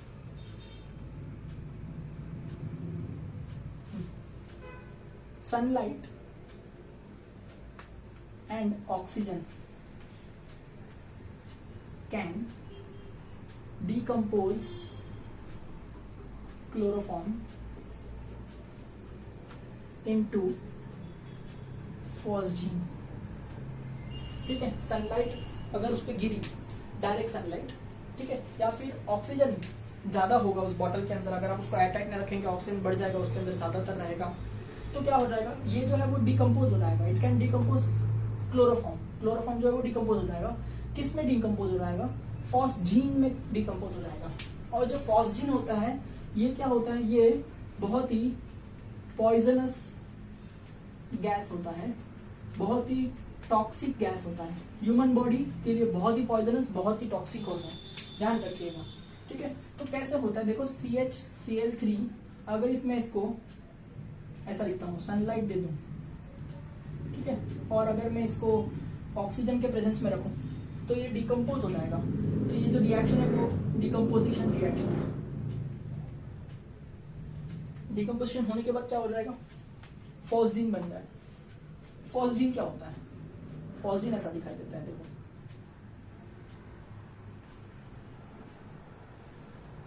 ठीक है। फॉस्जीन क्या है? COCl2, क्या होता है ये? COCl2 ऐसा दिखाई देता है। ठीक है, ध्यान रखना। कार्बोनिल डाइक्लोराइड ऐसा भी कहते हैं इसको। फॉस्जीन को क्या कहते हैं? Carbonyl dichloride, phosgene. ठीक है, बहुत बार पॉलीकार्बोनेट पॉलीमर्स जो होते हैं वो बनाने में इसका यूज होता है, वो उसका पॉजिटिव यूज है। लेकिन ज्यादातर अगर ये गैस कहीं लीक हो गया तो यहाँ इससे बहुत बॉडी को नुकसान हो सकता है। ठीक है, बहुत ज्यादा टॉक्सिक और पॉइजनस होता है ये गैस। इसलिए जो क्लोरोफॉर्म जो है बेटा, इसको कभी भी खुला नहीं रखते, इसको कभी भी व्हाइट कलर के बॉटल में या फिर ऐसे बॉटल में नहीं रखते जिसके अंदर सनलाइट डायरेक्टली पेनिट्रेट करता हूँ। हमेशा क्लोरोफॉर्म को, मेरे हिसाब से तो सभी हाइड्रोफॉर्म को जो है ना एम्बर कलर के बॉटल में रखना चाहिए। ठीक है, क्योंकि सभी हाइड्रोफॉर्म के अंदर फॉस्जीन बनने की पॉसिबिलिटी होती है। ठीक है, तो ध्यान रखिएगा। पर आपके बुक में जनरली एग्जाम्स में, बुक में जो भी क्वेश्चन उठाते हैं क्लोरोफॉर्म से उठाते हैं, इसलिए मैं सिर्फ क्लोरोफॉर्म के बारे में एक्सप्लेन करता हूँ। ठीक है, ध्यान रखिएगा। फॉस्जीन का फॉर्मूला जो है वो याद रखना, COCl2। ठीक है, फॉस्जीन का फॉर्मूला ना भूलिएगा। यही एक रीजन है कि डॉक्टर्स इसको एनेस्थीसिया क्यों नहीं यूज करते। अब देखो, इससे जो है वो बेहोश हो जाएगा, कितने डोज से कितने देर तक बेहोश रहेगा वो सब कैलकुलेशन डॉक्टर्स के पास होता है। लेकिन प्रॉब्लम क्या है, जब इसको आपके ब्लड स्ट्रीम में देंगे तो ये जो कंपाउंड आपके ब्लड स्ट्रीम में गया, लेकिन आप सांस लेते हैं तो ऑक्सीजन जो है वो आपके ब्लड में डिजॉल्व होता है कि नहीं? तो आपके ब्लड में जो प्रेजेंट अमाउंट ऑफ ऑक्सीजन है वो अगर क्लोरोफॉर्म के साथ में रिएक्ट करेगा तो ऑब्वियसली उसमें भी ये फॉस्जीन वाला कंपाउंड बनाना ही है। तो ये जो है ना आपकी बॉडी के लिए बहुत टॉक्सिक हो जाता है अगर आप इसका ज्यादा देर तक यूज करें। समझो अगर किसी आदमी ने 6-7 बार सर्जरी कराई और 6-7 बार उसको ये सब डोजेस दिए गए क्लोरोफॉर्म के बेहोश करने के लिए, तो धीरे धीरे क्या इसका असर जो है ना उसकी वाइटल ऑर्गन्स पे पड़ता है। जैसे इसका लीवर खराब हो सकता है, किडनी खराब हो सकता है, न्यूरो फंक्शंस खराब हो सकते हैं। ठीक है, तो ये सब प्रॉब्लम्स अराइज होने लग जाती है। इसलिए डॉक्टर्स प्रिकॉशनरी लेवल पे अभी ये यूज करना बंद कर दिया है। आजकल जो एनेस्थीसिया यूज करते हैं उसे डाइथाइल ईथर कहते हैं। ठीक है, बट वो मैं आपको ईथर चैप्टर में सिखाऊंगा, अभी जरूरी नहीं है, इतना आप समझ जाइएगा। ठीक है, तो आई होप आपको समझ में आ रहा होगा कि क्लोरोफॉर्म को क्यों एम्बर कलर के बॉटल में रखते हैं। बहुत इंपॉर्टेंट क्वेश्चन आता है एग्जाम्स में, इसलिए बताया। ठीक है, चलिए ये उसका रीजन है। ठीक है, तो उम्मीद है कि आपको ये ट्राई हाइड्रोजन डेरिवेटिव भी समझ में आ रहा होगा। अब मैं क्या करता हूँ, मैं अभी बहुत सारे कंपाउंड लिखूंगा। ठीक है, तो आपको जो है उस कंपाउंड के अंदर का देखना है कि वो कौन से कैटेगरी में आता है। ठीक है, आपको उसका कॉमन नेम लिखना है ठीक है, देखते हैं आपको कॉमन नेम लिखने के लिए आता है या नहीं आता है। मैं सिर्फ आपको कंपाउंड्स लिखूंगा अभी बोर्ड पे, मैं उसके नाम वगैरह नहीं लिखूंगा। आपको क्या करना है, उसका कॉमन नेम लिखना है, उसका टाइप लिखना है कि हेलो अल्केन है, हेलो अल्कीन है, बेंजाइल है, एलाइड है, विनाइल है, कौन सा टाइप है वो लिखना है, और डिग्री लिखना है कि कौन सा डिग्री का कंपाउंड है, 1 डिग्री, 2 डिग्री या 3 डिग्री। तो मैं 2-3 एग्जांपल सॉल्व करके बताऊंगा, बाकी सब आपको करना है, ठीक है। और ये जो है इसका आंसर जो है वो मैं आपको नेक्स्ट लेक्चर में दूंगा, ठीक है। तो चलिए वो एग्जांपल्स क्या थे होमवर्क में जो मैं आपको दे रहा हूँ वो क्या है देखते हैं।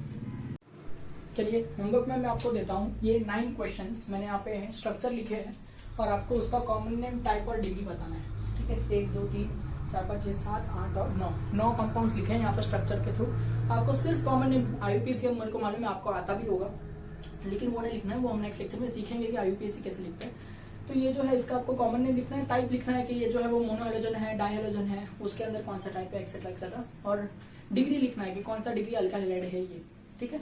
तो ये 9 क्वेश्चंस जो है, इसके बाद में और आपको अभी क्वेश्चंस दे रहा हूँ जो आपको ट्राई करना है। ये पहले 9 है ना, इसको सॉल्व करना आप शुरू कर दीजिए, इसका आंसर मैं आपको नेक्स्ट लेक्चर में जरूर दूंगा।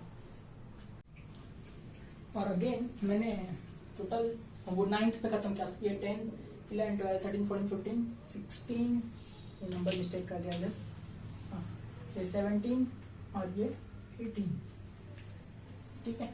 इस तरह से और 9 कंपाउंड्स मैंने आपको यहाँ पर दिया हुआ है इस बोर्ड पे, तो इसका भी आपको कॉमन नेम, टाइप और डिग्री लिखना है, ठीक है। उम्मीद है कि ये होमवर्क आप अच्छी तरह से अभी कर पा रहे होंगे। ऑब्वियसली इसके भी आंसर्स जो है वो मैं आपको नेक्स्ट लेक्चर में जरूर दूंगा।